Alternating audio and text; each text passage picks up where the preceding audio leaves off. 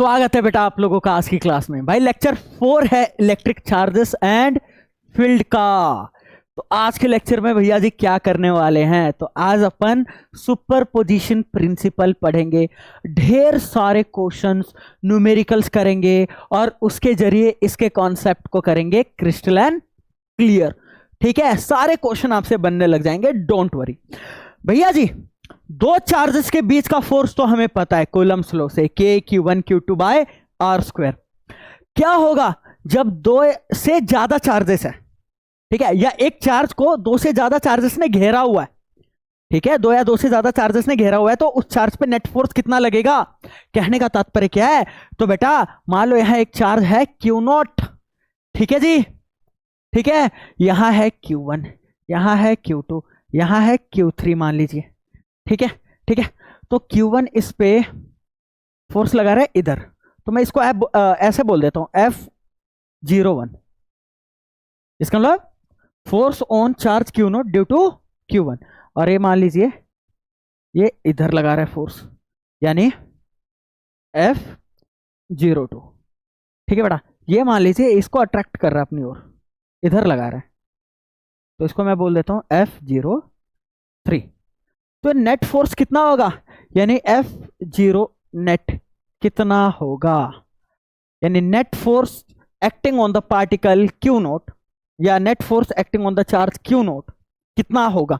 इन सब का vector sum होगा बेटा, इन सब का क्या होगा, वेक्टर सम, यानी net force on charge Q0, ऐसे भी लिख सकते हो आप, net force on charge Q0 will be vector sum of all the forces acting on Q0 due to the individual charges। समझ आ रहा है जी, बहुत बढ़िया। ठीक है, कि Q0 पे Q1 कितना लगा रहा है, Q2 कितना लगा रहा है, Q3 कितना लगा रहा है, स्केलर नहीं वेक्टर एडिशन है। समझ आ रहा है, समझ आ रहा है। वेक्टर एडिशन क्यों है मैं बता रहा हूं अभी आपको, फोर्स वेक्टर क्वांटिटी है क्योंकि, और वेक्टर एडिशन आपको करने आता है भाई, वेक्टर्स पढ़ के आए हो आप, ठीक है, 11th क्लास में। अच्छा जी, ये क्या आ जाएगा, F02 F03। मान लेते हैं n चार्जेस है, तो क्या हो जाएगा F0, जितने भी चार्जेस है, एक Qn है मान लो, तो F0n। ठीक है बेटा जी, कोई दिक्कत कोई परेशानी नहीं।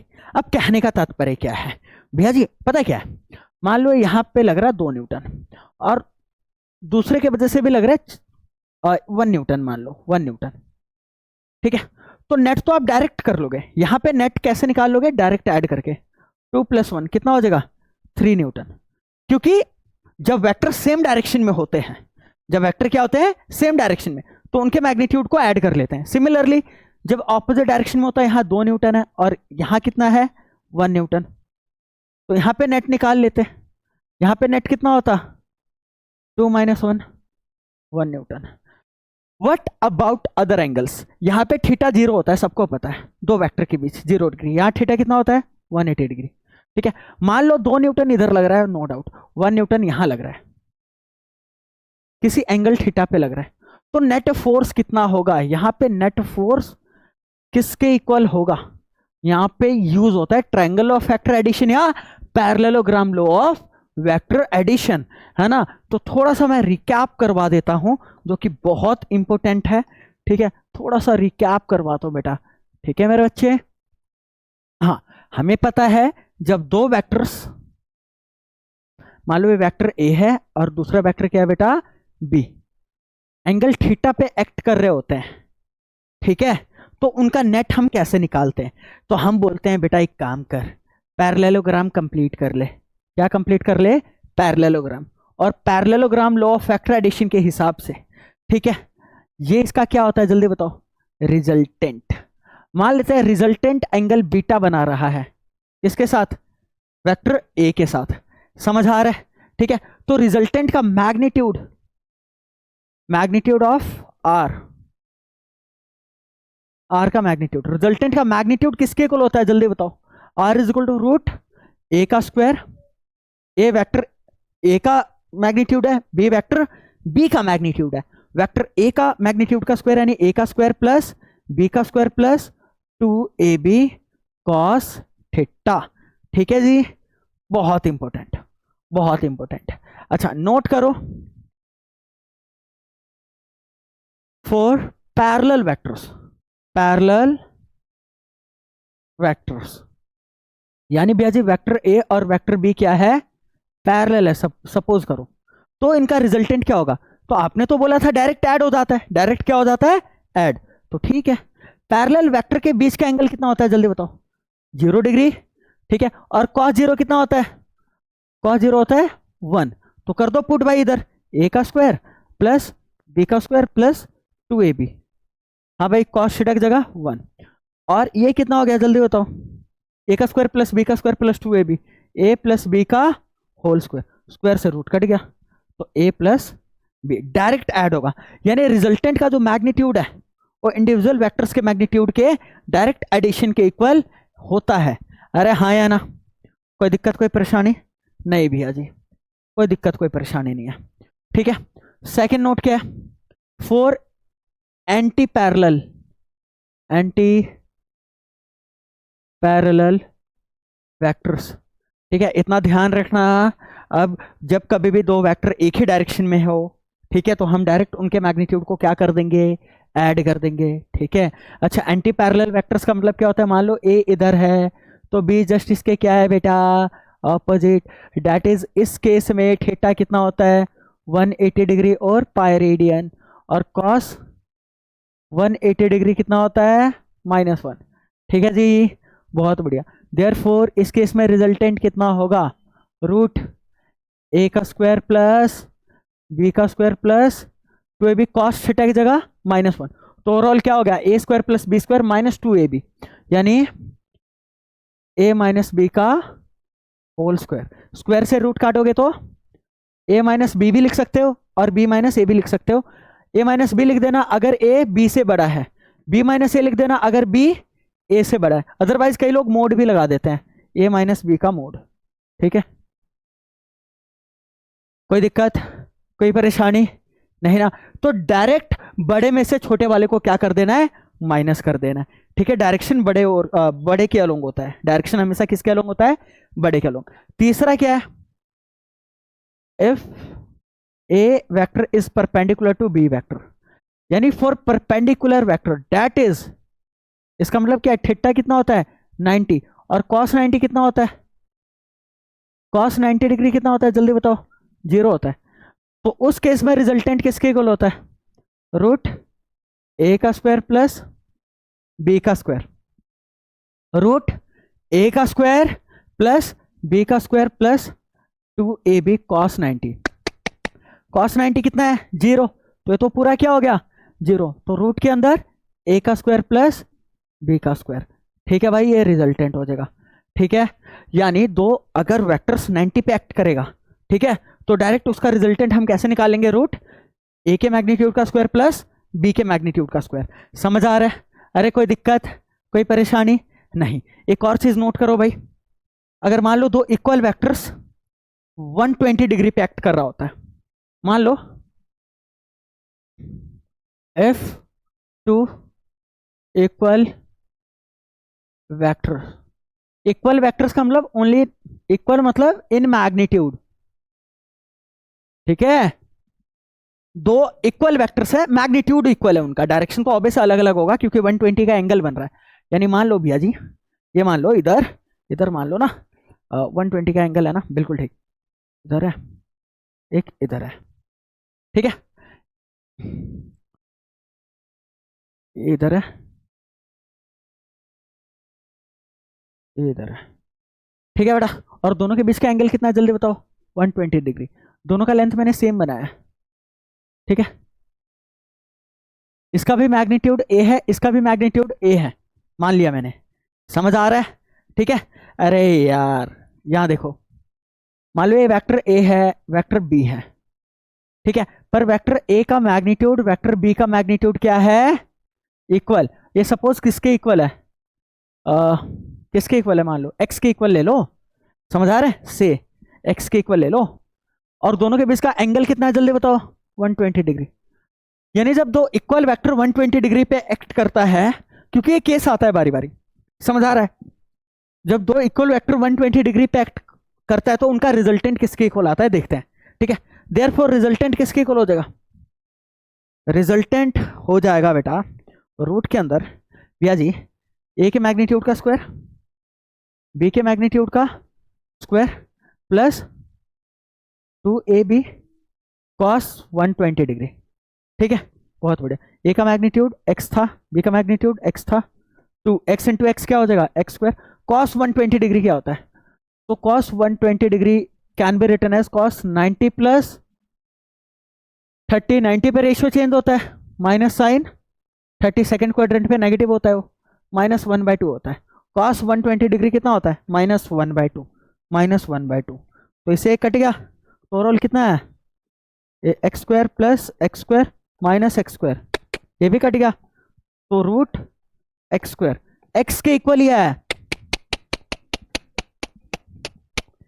इसका मतलब ये हुआ, इसका मतलब ये हुआ कि ये देखो इन दोनों का जो रिजल्टेंट होगा ना बेटा, इन दोनों का रिजल्टेंट होगा ये रिजल्टेंट, उस रिजल्टेंट का मैग्नीट्यूड भी x के इक्वल ही होगा। यानी जो a का मैग्नीट्यूड है वही b का मैग्नीट्यूड था, वही r का मैग्नीट्यूड होगा। यानी दो इक्वल वेक्टर अगर 120 डिग्री पे एक्ट कर रहे हैं, किस पे एक्ट कर रहे हैं 120 डिग्री पे एक्ट कर रहे हैं, तो रिजल्टेंट का मैग्नीट्यूड वही आता है जो इंडिविजुअल वेक्टर्स का मैग्नीट्यूड है। अरे समझ आया नहीं है, कोई दिक्कत कोई परेशानी मेरे बच्चे, नहीं बता दो बता दो बता दो, बहुत बढ़िया, अभी तो क्वेश्चन शुरू भी नहीं हुआ मजा आएगा, ठीक है बढ़िया, गुड ग्रेट, ठीक है। हाँ भाई अब थोड़ा शांति, ये बात ऐसी है ना, आपने डायरेक्शन नहीं बताया, बात ऐसी है आपने डायरेक्शन नहीं बताया, तो डायरेक्शन देखो, डायरेक्शन मतलब रिजल्टेंट का डायरेक्शन क्या है, तो वेक्टर ए के रिस्पेक्ट में बीटा एंगल बना रहा है, तो हम बीटा के रिस्पेक्ट में डायरेक्शन बताएंगे, यानी अब बताएंगे डायरेक्शन, डायरेक्शन ऑफ आर, ठीक है। tan बीटा किसके इक्वल होता है बेटा, किसके इक्वल होता है मेरे बच्चे, tan बीटा किसके इक्वल होता है साइन। अब थोड़ा ना बच्चे कंफ्यूज हो जाते हैं, थीटा बीटा क्या चीज है, थीटा है angle between vector A and vector B, और बीटा है जो रिजल्टेंट वेक्टर ए के साथ एंगल बना रहा है, वो है कि रिजल्टेंट वेक्टर ए के साथ कितना एंगल बना रहा है, किसी भी वेक्टर के साथ रिजल्टेंट का एंगल तो लेना पड़ेगा, तो वेक्टर ए के साथ ले लिया, यानी ये डायरेक्शन बताएगा। तो tan बीटा किसके इक्वल होता है sine of angle of vector B divided by A plus cos B, ये दिक्कत आ रहा है इसमें, कॉस बी, ये है बेटा, यह समझ नहीं आया, मैं बताता हूं आपको। रिजल्टेंट अगर एंगल बीटा ए के साथ बना रहे हैं ना, अच्छा tan क्या होता है साइन बाय कॉस, इतना ध्यान रखना, साइन ऊपर कॉस नीचे, इतना ध्यान रखना। अगर ए के साथ बीटा एंगल बन रहा है तो ए नहीं आएगा बी आएगा ऊपर, इतना ध्यान रखना, यानी sign B over A plus cos B, ठीक है। बहुत बढ़िया, बहुत ही बढ़िया, कोई दिक्कत कोई परेशानी नहीं है। अच्छा एक चीज ये हो गया। अच्छा यहां मुझे बताओ, अगर इक्वल वेक्टर है तो रिजल्टेंट बिल्कुल 20 से जाना चाहिए, तो यहां एंगल एक के साथ कितना बनाना चाहिए 60 डिग्री, सिर्फ ए वाला एंगल, ठीक है, कितना बनना चाहिए 60 डिग्री, सिर्फ ए वाला, ठीक है। यकीन नहीं है करे कैलकुलेट, मान लेते हैं बीटा है, क्या है बीटा, तो tan बीटा किसके इक्वल हो जाएगा, मैंने बोला था साइन ऑफ एंगल ऑफ, अब बी, बीटा ए के साथ एंगल है तो आप बी लोगे, sine of angle sine B over A plus cos B. अब मुझे एक बात बताओ, साइन बी का मैग्नीट्यूड कितना था एक्स था, ए भी एक्स है, अरे क्या है कॉस एक्स, इतना ही है, अरे बोलो हाँ या ना, ठीक है।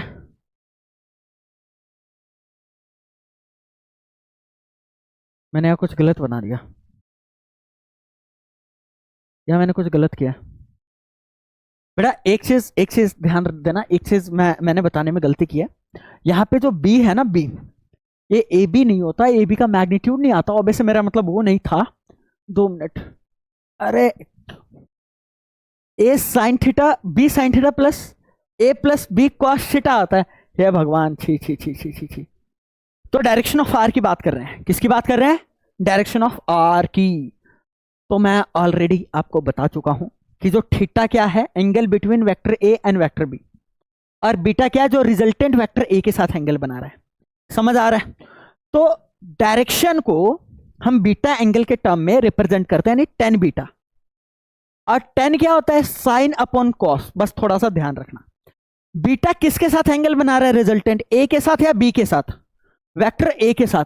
तो ऊपर वेक्टर ए नहीं आएगा, बल्कि वेक्टर बी आएगा, यानी B sine theta over A plus B cos theta. ध्यान रखना, ठीक है जी। अच्छा जी, यहां देखो, यहां देखो, एक चीज मैं आपको बताता हूं। मान लो कि अच्छा, ये वाला एंगल के ए, इन दोनों वेक्टर ए और वेक्टर बी में कितना एंगल था? जल्दी बताओ। 120। समझ आ रहा है? और क्योंकि वेक्टर ए और vector B equal in magnitude है, तो इनका रिजल्टेंट भी बीचों बीच से जाएगा, यानी रिजल्टेंट भी किसी एक के साथ कितना एंगल बनाएगा? 60 डिग्री। तो मान लेते हैं बीटा एंगल बना रहा है, मान लेते हैं कितना एंगल बना रहा है? इसके साथ बीटा एंगल बना रहा है, और ये बीटा कितना आना चाहिए? 60 आना चाहिए। तो मैं मान लेता हूं बीटा एंगल बना रहा है, तो 10 बीटा किसके इक्वल आएगा? जल्दी बताओ। बीटा किसके साथ बना रहा है? ए के साथ, तो ऊपर आएगा B, B sine theta. Theta क्या होता है? पूरा एंगल जो ए और बी के बीच है वो 120 डिग्री है, over A plus B cos theta. अच्छा, साइन 120 डिग्री कितना होता है? जल्दी बताओ। √3/2 होता है नहीं होता है? पर इतना ध्यान रखना, बी का मैग्नीट्यूड भी क्या था? एक्स। ए का भी एक्स था, आर का भी एक्स था, तो बी की जगह एक्स। साइन 120 डिग्री कैलकुलेट करके देख लो भाई। It can be written as 90 + 30। 90 पे रेशियो चेंज होता है तो कॉस बन जाता है, और क्योंकि सेकंड क्वाड्रेंट पे साइन जा रहा है तो ये तो पॉजिटिव होता है। कॉस 30 कितना होता है? √3/2। कितना होता है? √3/2। तो √3/2, ये एक्स हो गया, प्लस एक्स, और कॉस 120 डिग्री कितना होता है? -1/2। अरे हाँ या ना? ठीक है। अब एक काम करते हैं, कैंसिलेशन करते हैं। एक्स ऊपर से कॉमन लिया, नीचे से कॉमन लेके काटा है बेटा, ध्यान रखना। नीचे से सिर्फ इससे नहीं काटा है, इन दोनों से कॉमन लिया तो काटा है, ठीक है। अब मुझे थोड़ा सा बताओ, ये तो 10 बीटा है, समझ आ रहा है? 10 बीटा, ऊपर क्या हो गया? √3/2। नीचे यहां एक बचेगा, एक में से आधा गया, आधा, तो 2 से 2 गया, कितना? √3। 10 का कौन सा वैल्यू √3 देता है? जल्दी बताओ। 10 60 डिग्री, यानी बीटा की जगह आ गया ना? कोई दिक्कत, कोई परेशानी नहीं? ऐसे यूज करना भी क्वेश्चन में और क्लियर हो जाएगा। अब क्वेश्चंस करते हैं। वैसे वेक्टर में बताने के लिए बहुत कुछ है, पर जैसी और जो बताने के लिए होगा क्वेश्चन के साथ साथ मैं बताता जाऊंगा, राइट। पहला क्वेश्चन भाई देखो, क्वेश्चन क्या कह रहा है भैया जी? 3 चार्जेस Q1 है, Q2 है, Q3 है, are placed on the vertices of an equilateral triangle of side 1 metre. देखो, इक्विलेटरल ट्रायंगल है जिसका साइड कितना है? 1 मीटर का है। तीनों वर्टिसेस पे Q1, Q2, Q3 चार्जेस रखे हुए हैं। Find the net electric force acting on charge Q1। ठीक है, तो अपने पास क्या है? जल्दी बताओ। अपने पास है एक, ठीक है, इक्विलेटरल ट्रायंगल। तो यहां पे रखा हुआ है Q1, यहां पे रखा हुआ है Q2, और यहां रखा हुआ है बच्चे Q3। इस वाले को मैं A पॉइंट मान लेता हूं, इसको B, इस वाले को C पॉइंट मान लेता हूं। समझ आ रहा है जी? मेरा चूसे हुए चुस्की हो। देखो बेटा, क्वेश्चन क्या है? Find the net electric force acting on charge Q1। Q1 क्या है जी? ये राबिया जी Q1। अच्छा, Q3 कितना है? Q1 कितना है? पहली बात तो Q1 है 1 माइक्रोकूलम। Q2 कितना है? -2 माइक्रोकूलम। Q3 कितना है जी? 3 माइक्रोकूलम। ठीक है जी। अब मुझे एक बात बताओ, Q1 पे नेट फोर्स कितना लग रहा है? तो Q1 पे फोर्स लगाने वाला है कौन कौन? भैया जी Q2 है, और क्या है? Q3। Q1 पॉजिटिव है, Q2 क्या है? नेगेटिव। तो इसको अट्रैक्ट करेगा, रिपेल करेगा? अट्रैक्ट करेगा। तो इसको मैं बोल देता हूं F12 force on Q1 due to Q2, ठीक है, अट्रैक्ट करेगा। वेरी गुड भैया जी, बहुत बढ़िया, छा गए आप, छा गए, वेरी गुड। Q3 क्या करेगा भाई, इसे रिपेल करेगा, अट्रैक्ट करेगा, इस बेचारे को करेगा रिपेल, क्योंकि ए भी पॉजिटिव, तो इसे करेगा रिपेल। इसको मैं नाम दे देता हूं F13, ठीक है। और इसको मैं थोड़ा सा, तो सॉरी गाइस, इसको मैं लॉक कर देता हूं, है ना, पीडीएफ को लॉक कर देते हैं। इसको मैं घुमा के थोड़ा इधर लिख देता हूं ताकि आप लोगों को कंफ्यूजन ना हो, ठीक है बेटा, बहुत बढ़िया। इसको यहां कर दिया, ठीक है, ठीक है। अब मुझे एक बात बताओ, इसका रिजल्टेंट क्या होगा भाई? भैया रिजल्टेंट क्या होगा और क्या होगा? Parallelogram law of vector addition, parallelogram law of vector addition, ये रहा जी, ठीक है। एफ नेट बोल देता हूं इसको, क्या बोल देता हूं? एफ नेट, ठीक है। दोनों के बीच का एंगल कितना होगा, कोई बताएगा मुझे? दोनों के बीच का एंगल कितना होगा? भैया जी इक्विलेटरल ट्रायंगल है तो एंगल कितना होगा ये वाला? ये होगा बेटा जी 60 डिग्री। अरे भैया ये लाइन जा रहा है तो पूरा 180 होता है, तो इतना अपने आप कितना हो गया? 120 डिग्री। ध्यान रखना कितना? 120 डिग्री, ठीक है। तो थीटा कितना हो गया भाई? 120 डिग्री, यानी angle between F12 and F13, ठीक है। अब भाई मजा आएगा भैया, F12 का मैग्नीट्यूड तो निकालो, F12 का मैग्नीट्यूड निकालो, क्या होता है बेटा? K Q1 Q2 by R square. इनके बीच की दूरी कितनी है? आर तो सेम ही है आई थिंक, ये 1 मीटर है ना, ये 1 मीटर है, और ये भी क्या है बेटा? 1 मीटर। F12 मतलब Q1 और Q2 पे कितना फोर्स लग रहा है? अरे हाँ या ना, ठीक है। तो आर तो चलो ऐसा यूनिट में ही है 1 मीटर, ठीक है। के की वैल्यू कितनी होती है भाई? 9 इंटू 10⁻⁹, बहुत बढ़िया। Q1 कितना दिया हुआ है? 1 माइक्रोकूलम, यानी 1 इंटू 10⁻⁻6 कूलम। Q2 कितना दिया हुआ? -2 माइक्रोकूलम, यानी 2 इंटू 10⁻⁻6। मैंने आपको पहले बोला है ये साइन जो है वो सिर्फ बताएगा कि अट्रैक्शन हो रहा है, रिपल्शन हो रहा है। वेक्टर क्वांटिटीज के अंदर जब भी आप मैग्नीट्यूड निकालते हो तो आपको साइन पुट करने की जरूरत नहीं है, ठीक है। डिस्टेंस कितना है भाई? 1 है, ठीक है भैया जी। 9 टू द कितना हो गया? 18, -6 और +9 -3, बहुत बढ़िया भैया जी, इतना न्यूटन आ गया, F12 आ गया। अब हम निकालेंगे क्या? F13, यानी force between Q1 and Q3, तो K Q1 Q3 by R square, distance भी उनके बीच आ रही है, तो भैया जी ये भी हो गया 9 इंटू 10⁻⁹, ठीक है, बहुत बढ़िया। Q1 कितना दिया हुआ है? 1 माइक्रोकूलम, 1 इंटू 10⁻⁻6 होगा, ठीक है। Q3 कितना दिया हुआ है? 3 इंटू 10⁻⁻6। अच्छा भैया जी डिस्टेंस भी क्या है? 1, बहुत बढ़िया। अच्छा 9 3 कितना हो गया, जल्दी बताओ? 27, और 10 क्योंकि -12 हो जाएगा, और +9 -3, ठीक है। 1 का स्क्वायर 1 ही। ऑसम भैया जी, मजा आ गया, ठीक है।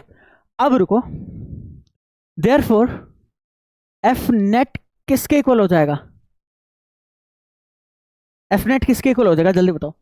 F12 का स्क्वायर प्लस F13 का square, 2 F12 F13 cos 120 degree, right बेटा, ठीक है, बहुत बढ़िया।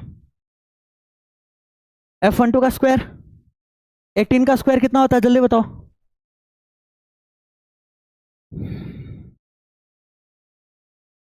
अच्छा 18 का स्क्वायर कितना होता है? 324, और 10⁻⁻3 का स्क्वायर 10⁻⁻6। 27 का स्क्वायर 27 इंटू 27, 729 आ जाएगा पक्का, ठीक है। 729, 10⁻⁻, अच्छा -3 का स्क्वायर -6, ठीक है बेटा जी, ओके। +2 इसकी जगह आ जाएगा, क्या आ रहा है? क्या आ रहा है? हाँ 18 इंटू 10⁻⁻3, इसकी जगह आ रहा है 27 इंटू 10⁻⁻3, और cos 120 डिग्री अभी हमने देखा -1/2, ये कैंसिल आउट हो गया। अरे हाँ या ना बच्चे, कैंसिल आउट हो गया, बहुत बढ़िया। अब एक काम करो, इनका पावर सेम है तो इनके कोफिशिएंट को ऐड कर सकते हो, ठीक है।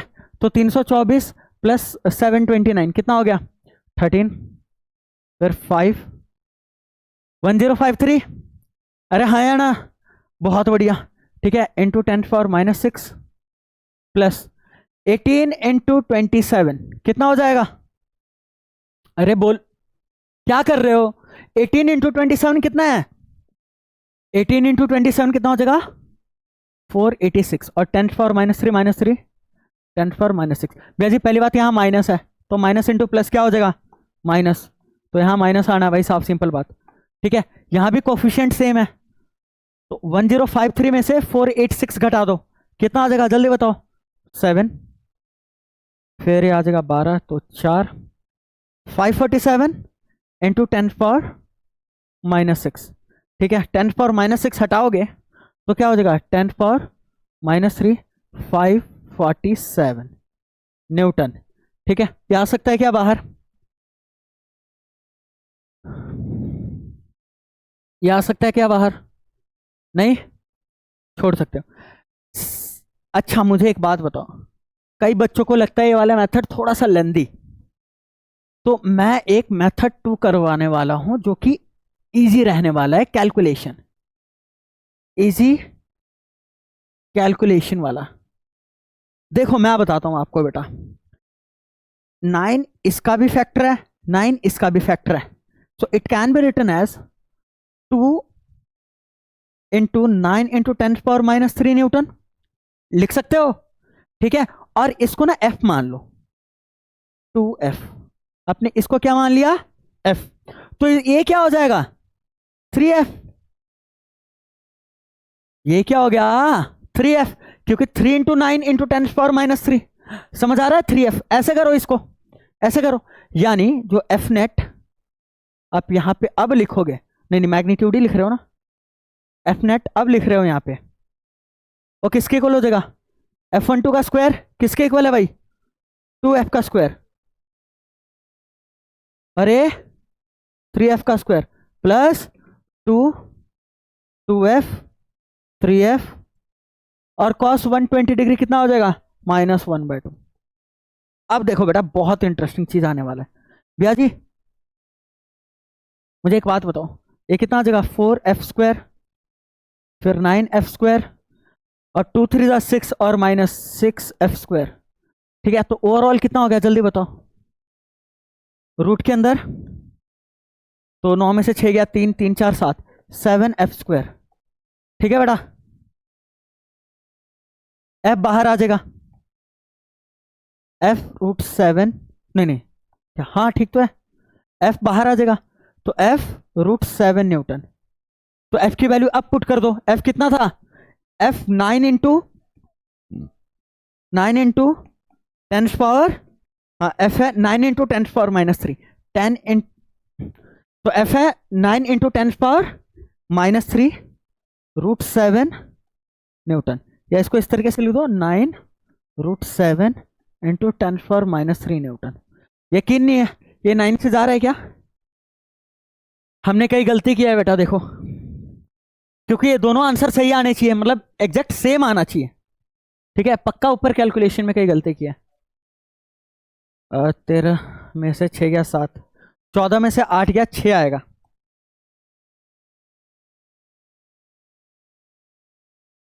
$567 आएगा मेरे बच्चे, यहां आएगा 567।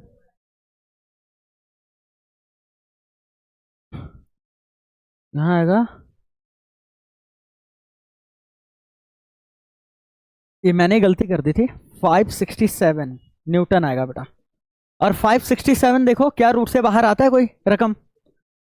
567 को 9 से कर देते हैं, क्योंकि 9 आना चाहिए कायदे से बाहर। अच्छा भैया जी 9 से कर दो, 9 6 जा 54, 9 6 जा 54, तो 2 उधर गया 27 हो जाएगा, ओके 63 हो जाएगा। बहुत बढ़िया, तो 9 से दोबारा कर दो यार, मजा आ गया। 7, अरे वाह 7 से 1 पेयर बन गया भाई 9 का, मुझे पता था क्योंकि यहाँ 9 बाहर आ रहा है, यहाँ भी कायदे से बाहर आना चाहिए था। तो 9√7 इंटू 10⁻³ तो कायदे से ये वाला मेथड आपको ज्यादा पसंद आया होगा, राइट? इसको सीखना भी है, समझ आ रहा है? भैया डायरेक्शन भी बता दो यार, प्लीज प्लीज प्लीज डायरेक्शन भी बता दो, ठीक है इसी क्वेश्चन में। ठीक है बेटा, direction of F net, direction of F net भाई बहुत हो गया। हाँ जी भैया जी, 10 बीटा। अब बहुत अच्छे से आपको पता है भाई 10 बीटा, ये बेटा किसके साथ एंगल बना रहा है, किसके साथ एंगल बना रहा है पहले बताओ। ये वाला ले लेते हैं एंगल बीटा, F12 के साथ एंगल बना रहा है, तो ऊपर F12 नहीं आएगा बल्कि क्या आएगा, F13, ऑपोजिट आता है। ठीक है, तो F13 sine theta over F12 plus F13 cos theta. ठीक है, F13 का मैग्नीट्यूड 3F और F12 का मैग्नीट्यूड 2F। ठीक है बेटा, F13 का 3F, थीटा की जगह 120 डिग्री, बहुत बढ़िया। अरे F12 क्या था, 2F, 3F cos 120 degree, right, इतना ही है, बहुत बढ़िया भैया जी। ओके, F कॉमन लेके काट दो ना, एक काम करो भैया जी, F कॉमन लेके क्या करो, काट दो, बहुत बढ़िया। 3 साइन 120 डिग्री कितना होता है, √3/2, बहुत बढ़िया, यही होगा, ये होगा 2 और ये 3 आ रहा है, cos 120 डिग्री -1/2। अरे भाई साहब 3√3 डिवाइडेड बाई 2, ये आ जाएगा -3/2, 4 -3/2, अरे 2 -3/2 आएगा, मतलब 2 -3/2, क्रॉस मल्टीप्लाई करो, 4 -3/2, तो हाफ हो जाएगा आई थिंक, 3√3 डिवाइडेड बाई 2, 1/2, 2 से 2 गया, अरे ये यार एक तो अलग आ जाता है, 3√3। ठीक है बेटा, और जैसे 10 बीटा, जैसे आपका 10 बीटा कितना है, 10 बीटा आपका है 3√3। ठीक है, और आप लिख सकते हो बीटा 10 वहां क्या हो जाएगा, इनवर्स, 10 इनवर्स कितना हो गया, 3√3। कोई दिक्कत, कोई परेशानी नहीं, समझ आ रहा है अच्छे से, कोई दिक्कत आया समझ, नीचे वाला मेथड आपको ज्यादा पसंद आएगा। ठीक है, बाकी सारी चीजें तो ऐसे ही है। ओके भैया जी, ग्रेट ग्रेट ग्रेट ऑसम। ये वाला क्वेश्चन देखना एक बारी, ठीक है भाई, देख लेते हैं। 3 charge particles arrange in a line, ठीक है, 3 चार्ज पार्टिकल है एक लाइन में है, ठीक है। Calculate the net electrostatic force on particle 3, the -4 microcoulomb on the right, Q3 पे भाई निकालना है, ठीक है, due to the other 2 charges. ठीक है भैया जी, यहां Q1 भी है, Q2 भी है, Q3 भी है। अब मुझे पता है Q1 Q3 पे कुछ फोर्स लगा रहा होगा, Q2 Q3 पे कुछ फोर्स लगा रहा होगा, तो Q3 पे नेट फोर्स कितना लगेगा हमें ये बताना है, समझ आ रहा है। तो मुझे एक बात बताओ, Q1 नेगेटिव है और Q3 भी नेगेटिव है, ये अट्रैक्ट करेगा रिपेल करेगा, रिपेल करेगा, बिल्कुल ठीक, यानी F31 force on Q3 due to Q1। ठीक है भाई, अच्छा जी, Q2 पॉजिटिव और ये नेगेटिव, अट्रैक्ट करेगा रिपेल करेगा जी, अट्रैक्ट करेगा, बहुत बढ़िया। तो इसको मैं नाम दे देता हूं F32, force on 3 due to 2। ठीक है बेटा जी, और साफ पता लग रहा है दोनों के बीच का एंगल कितना है, 180 डिग्री, तो डायरेक्ट बड़े वाले में से छोटे वाला क्या हो जाएगा, माइनस। ठीक है, बस फिर कैलकुलेट कर लो यार, खामोखा टेंशन ले रहे हो। ठीक है, F31 का magnitude K Q1 Q2 bye R31 का स्क्वायर, R31 का मतलब क्या है, distance between Q1 and Q3, समझ आ रहा है, बहुत बढ़िया। ये हो गया 9 × 10⁹, Q1 कितना है जी। अच्छा, कैलकुलेशन का एक और आसान तरीका बता दूं मैं आपको, कैलकुलेशन का एक और आसान तरीका बता दूं मैं आपको, एक और आसान तरीका बताने जा रहा हूं, मत करो वैल्यूज पुट, अभी लिख लो बस। ठीक है, F31 लिखा तुमने, अब लिखो F32। ठीक है, कि Q2 Q3 पे कितना फोर्स लगा रहा है जी, तो इसका आ जाएगा K Q2 Q3 R23, distance between Q2 and Q3 का स्क्वायर। नाउ किसी में से भी कोई माइनस कर दो, कोई दिक्कत वाली बातचीत नहीं है, कोई दिक्कत वाली बातचीत नहीं है। तो ये मैं एक काम कर रहा हूं, F नेट निकाल रहा हूं, ठीक है बेटा, F में 32 में से माइनस कर रहा हूं F31 को। ठीक है, अब यहां फायदा क्या होगा मैं बताता हूं आपको, के Q to Q three R23 का स्क्वायर माइनस के Q1 Q2 R31 का स्क्वायर। पहली बात के और Q3 कॉमन है, देखो ये मैंने गलती कर दी है, ये 3 और 1 के बीच है, तो यहाँ क्या आएगा 3 आएगा। ठीक है, ये क्या है F31 क्या चीज है, Q1 और Q3 के बीच का है, तो समझ आ रहा है, तो Q1 और Q3 आएगा। अब यहां मजा आएगा, देखो बेटा, ठीक है, के देखो दोनों में है, Q3 देखो दोनों में है, ठीक है, क्या बचा, के और Q3 कॉमन लिया तो Q2 बाय R23 का स्क्वायर, और यहाँ क्या आएगा Q1 बाय R31 का स्क्वायर। समझ आ रहा है बेटा, समझ आ रहा है मेरे बच्चे।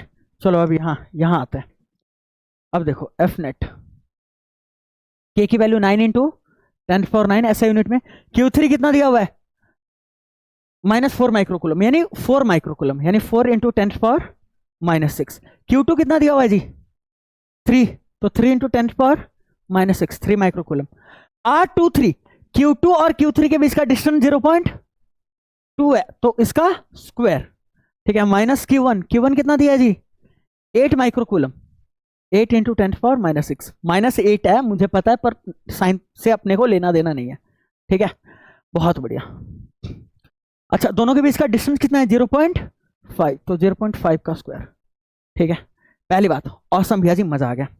अब देखो 9 4 कितना होता है 36, 10⁻³ हो गया, 10⁻6 यहाँ भी है, 10⁻⁻6 यहाँ भी है, 10⁻⁻6 कॉमन ले लो भाई, साफ सिंपल बात, ये कितना आ जाएगा 3, 2 का स्क्वायर 4 और ऊपर 100 चला जाएगा, पॉइंट हटाऊंगा तो ऊपर 10 जाएगा, स्क्वायर है तो 100 जाएगा, समझ आ रहा है, ठीक है, बहुत बढ़िया, -8, पॉइंट हटाऊंगा तो 100 जाएगा, अगर सिंपल 0.5 होता तो 10 जाता ऊपर, स्क्वायर है तो 100 जाएगा, और 5 का स्क्वायर 25, तो इसे भी कॉमन ले लो बाहर, इसे बाहर ले लो भैया 36, ये कितना हो गया जल्दी बताओ 10⁻³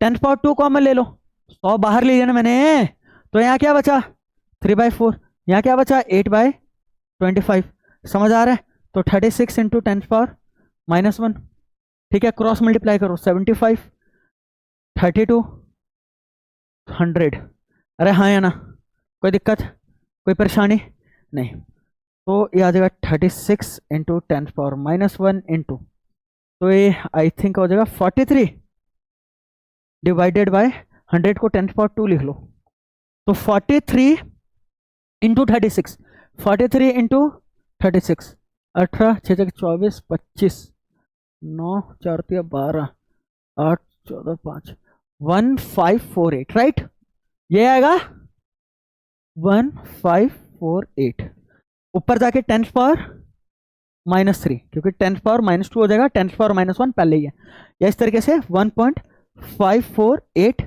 न्यूटन आ जाएगा, समझ आ रहा है, क्लियर है।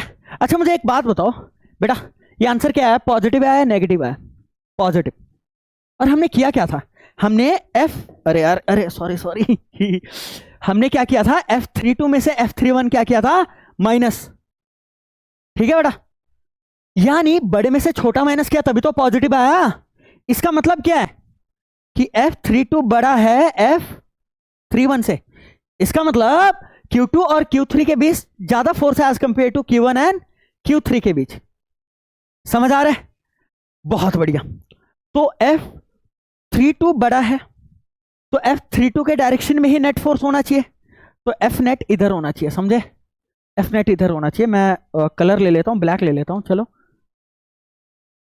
F नेट का डायरेक्शन मैं दोबारा बताता हूं कैसे पता लगा बच्चे, F32 में से F31 आपने क्या किया माइनस, और ये रकम है पॉजिटिव, इसका मतलब अपने बड़े में से छोटा घटाया होगा, मतलब F32 बड़ा है F31 से, तो और जो नेट फोर्स होता है वो बड़े वाले के डायरेक्शन में होता है ना भाई, तो इसी के डायरेक्शन में F नेट होगा, तो और F32 अगर इधर है तो F नेट भी क्या होगा इधर, अरे कोई दिक्कत कोई परेशानी नहीं भैया जी, आ रहा है समझ, बाय चांस अगर ये माइनस आ जाता तो क्या होता, माइनस आ जाता तो इसका मतलब ये होता कि माइनस वाला रकम बड़ा है, तो उस केस में F31 बड़ा होता,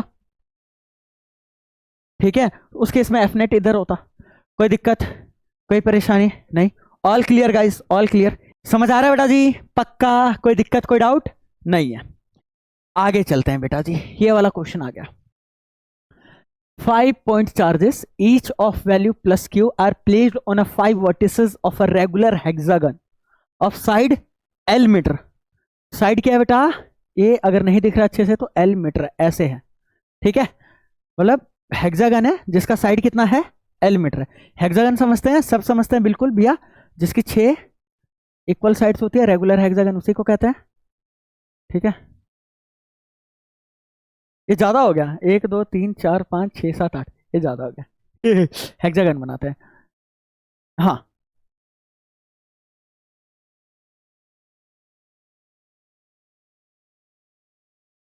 ठीक है, ये 6 की 6 साइडें आपस में क्या होती है? इक्वल होती है, ठीक है? बहुत बढ़िया। तो 5 point charges each of value plus Q are placed on 5 vertices of a regular hexagon of side l metre. Side कितना है बेटा? l मीटर है, समझ आ रहा है? ठीक है, और कितने चार्जेस रखे हुए हैं भैया? खोपचे तो इसको 6 हैं यार, 6 वर्टिसेस है ना, पर रखे 4 ही है, 4 कह रहा हूं, 5 ही यार, ये गलत है, एक के साथ तो नाइंसाफी हो रहा है। भाई क्या कर सकते हैं, क्वेश्चन में बोला है तो अपने को यही मानना पड़ेगा। बहुत बढ़िया, okay. What is the magnitude of the force on a point charge of value minus Q coulomb placed at the centre of the hexagon? O my God, hexagon के सेंटर में माइनस क्यू चार्ज रखा हुआ है। अच्छा, आपको पता है hexagon का सेंटर क्या होता है? ये सभी आमने सामने वाले खोपचों को मिलाओगे तो एक पॉइंट पे कट करेगा, ये सेंटर होता है, सबको पता है, ठीक है? और यहां पे क्या रखा हुआ है जी? यहां पे रख दिया माइनस क्यू, यहां पे रख दिया माइनस क्यू, ठीक है बेटा? बढ़िया। अब भैया जी मुझे एक बात बताओ, ये वाला क्या करेगा? इसे अट्रैक्ट, और ये वाला इसे क्या करेगा? अट्रैक्ट। तो ये दोनों कैंसिल आउट ही हो गए, इक्वल है ना ऑपोजिट है भैया? इक्वल क्यू है। अरे भाई यहां पे Q1 क्यू है, Q2 क्यू है, तो यहां भी Q1 क्यू है और Q2 क्यू है, इक्वल है। और ये डिस्टेंस भी क्या होगा? इक्वल। ये भी इसे क्या करेगा? अट्रैक्ट। ये भी इसे क्या करेगा? अट्रैक्ट। ये भी कैंसिल आउट हो गया, फिर क्या बचा? ये बचा, और इसको कैंसिल करने वाला कोई नहीं है क्योंकि ये यहां पे खाली है जगह, समझ आ रहा है? यानी एफ नेट इधर लगेगा। कोई दिक्कत, कोई परेशानी नहीं भैया जी? आ रहा है, अच्छे से समझ आ रहा है। गुड बेटा जी, गुड, वेरी गुड। अब सवाल है कि एफ नेट तो समझ आ जाएगा, एफ नेट क्या आ जाएगा? मतलब एफ नेट आ जाएगा भैया के Q1 की जगह Q है, Q2 की जगह भाई Q है, आर क्या चीज है बताओ? है ना, Q1 की जगह Q है, Q2 की जगह भी Q है, ये आर कितना है? क्या ये भी एल होगा? क्या ये भी एल होगा बताओ? Opposite sides of a parallelogram are equal, ठीक है? अगर ये सिमेट्री देखो ना बेटा, अगर ये एल है तो ये भी कितना है? एल। अगर ये एल है तो ये भी कितना है? एल। कोई दिक्कत, कोई परेशानी नहीं, ठीक है? तो एल आ जाएगा इसकी जगह। मान लो Q1 Q2 है, तो के Q1 की जगह भी आ जाए क्यू, Q2 की जगह भी क्यू, आर की जगह एल, तो के Q square by L square. कोई दिक्कत, कोई परेशानी नहीं भैया जी? आ रहा है समझ अच्छे से? ठीक है बेटा जी, बहुत बढ़िया भैया, मजा आ गया। बताओ यहां तक कोई दिक्कत, कोई डाउट? ये पता लगा साइड कैसे आया है एलिमेटर? पैरेललोग्राम दिख नहीं रहा? दिख भी क्या रहा है? सिमेट्री देखो। और वैसे मैं तुम बताऊं बेटा, एक और तरीका बताता हूं मैं आपको। पहली बात तो इसको लॉक कर देता हूं, ठीक है?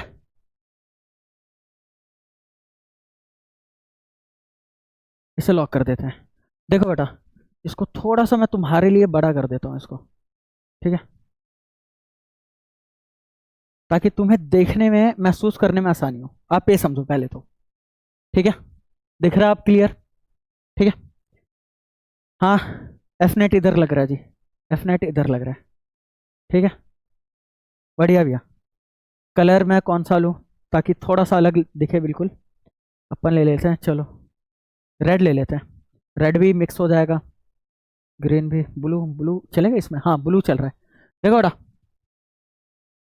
अब देखो मुझे एक बात बताओ, ये कितने इक्वल पार्ट बना है, 1 2 3 4 5 6, और कंप्लीट एंगल कितना होता है 360 डिग्री, ठीक है।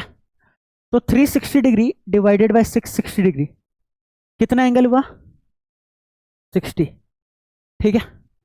और ये वाला साइड इसके इक्वल है, तो ये भी कितना हो जाएगा 60, और ये भी कितना हो जाएगा 60। आप ये समझो इक्विलेटरल ट्रायंगल है, समझ आ रहा है। तो अगर ये एल है तो ए भी एल है, ए भी एल है, तो ये भी तो इक्विलेटरल ट्रायंगल है, तो ए एल है तो ए भी एल, ए भी एल, समझ आ रहा है। या ऑपोजिट्स, या ये पूरा देख लो कि ये क्या दिख रहा है जी, पैरेललोग्राम। तो अगर ए एल है तो ये भी क्या होगा एल होगा। बढ़िया भैया, कोई दिक्कत कोई परेशानी नहीं, आ रहा समझ अच्छे से आ रहा है, अरे हाँ या ना, ठीक है, बहुत बढ़िया, awesome.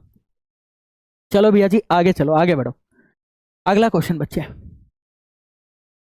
Two charges small q and 4q are placed at x is equal to 0 and x is equal to L along x-axis.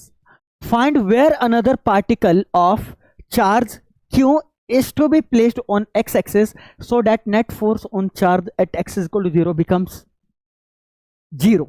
Important question. क्या समझ नहीं आया क्वेश्चन कहना क्या चाहता है, मैं बताता हूं।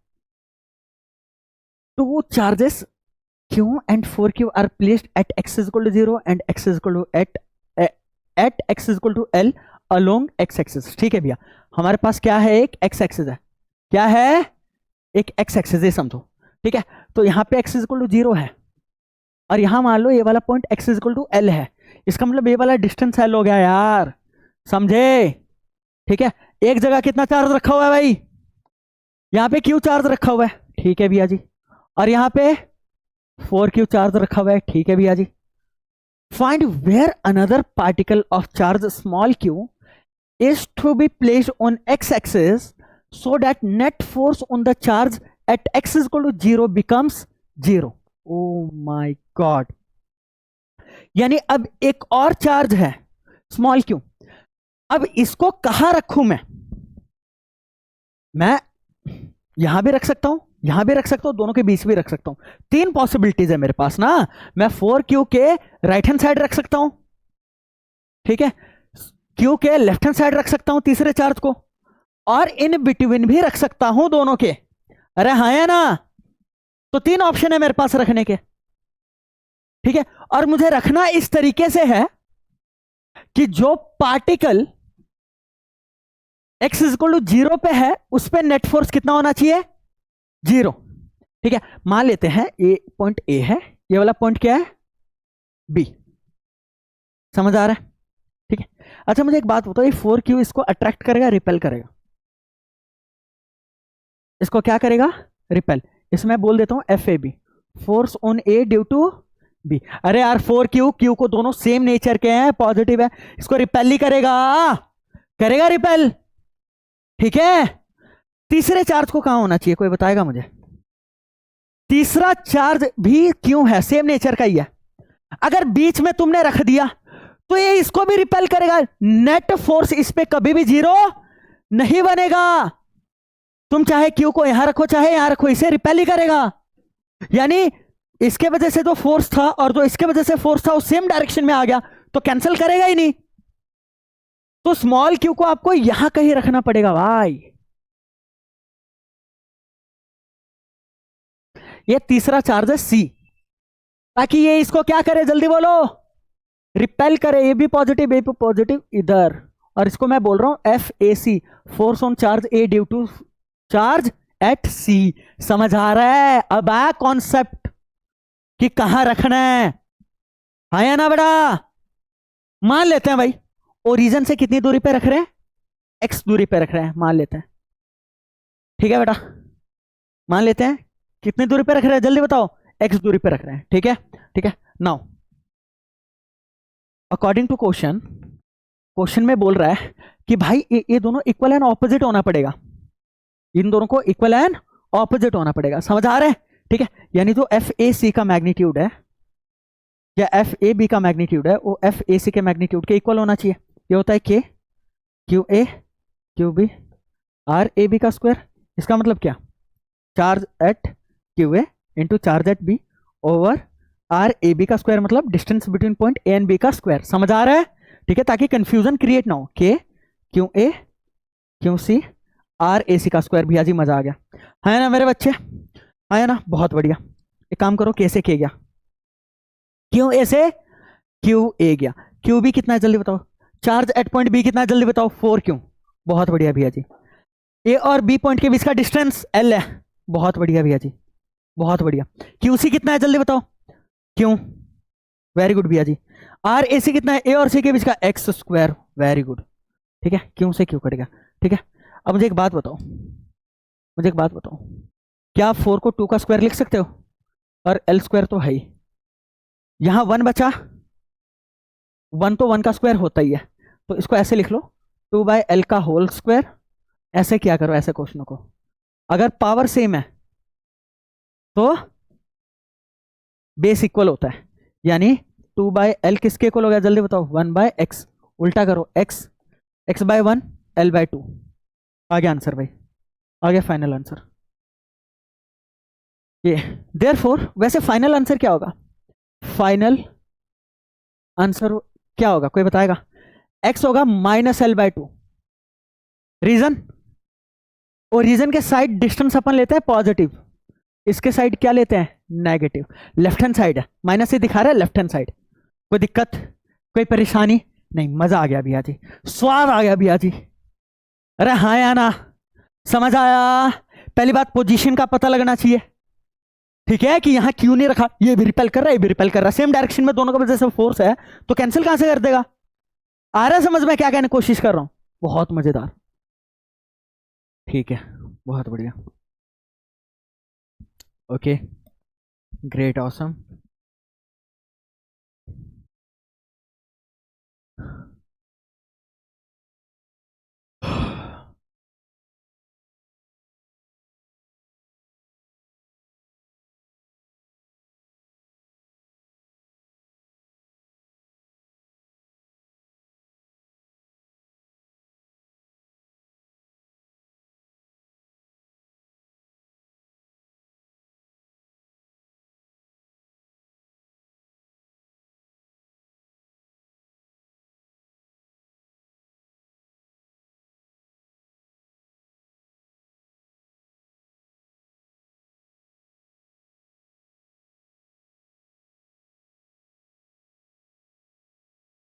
चलो भाई, बहुत हो गया।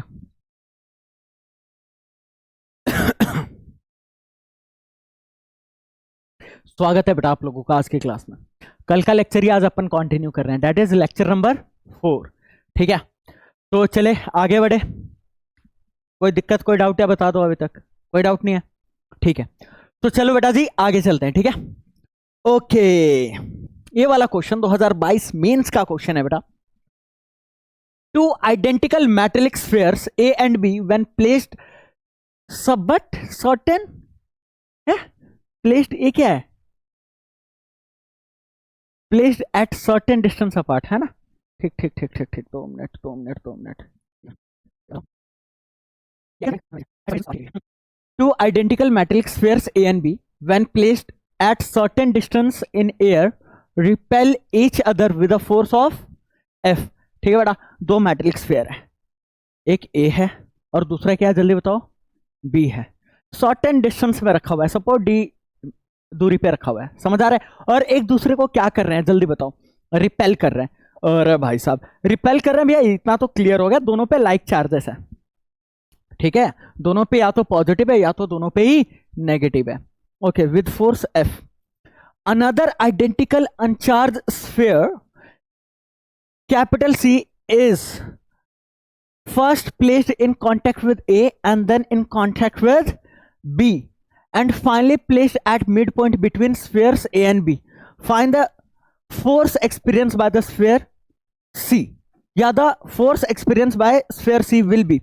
ओके ओके भैया, पहली बात तो आप क्वेश्चन समझाओ यार, पहली बात आप क्वेश्चन समझाओ। ठीक है, 2 आइडेंटिकल मेटेलिक स्फीयर्स है, आइडेंटिकल बोला है और एक दूसरे को रिपेल कर रहा है, तो आइडेंटिकल, पहली बात इनका साइज सेम होगा, आइडेंटिकल बोला है।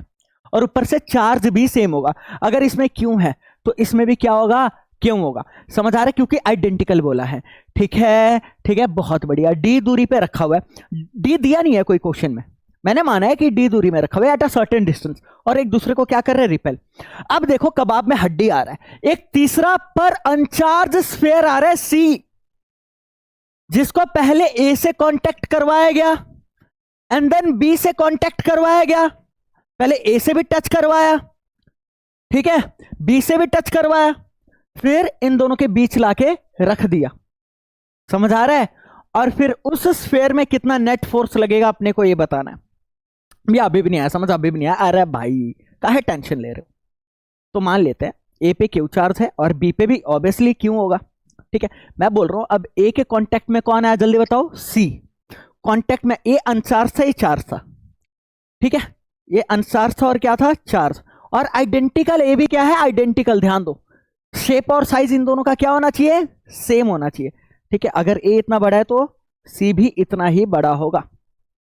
समझ आ रहा है। अब इन दोनों पे चार्ज कैपिटल क्यू है और इन दोनों को मिला के, भैया कैपिटल क्यू कैसे, अरे भाई ए पे क्या था, क्यों, सी पे क्या था, जीरो, तो Q plus C, sorry Q plus zero is equal to Q. Net charge क्या है, क्यों। अब इन दोनों को अलग करोगे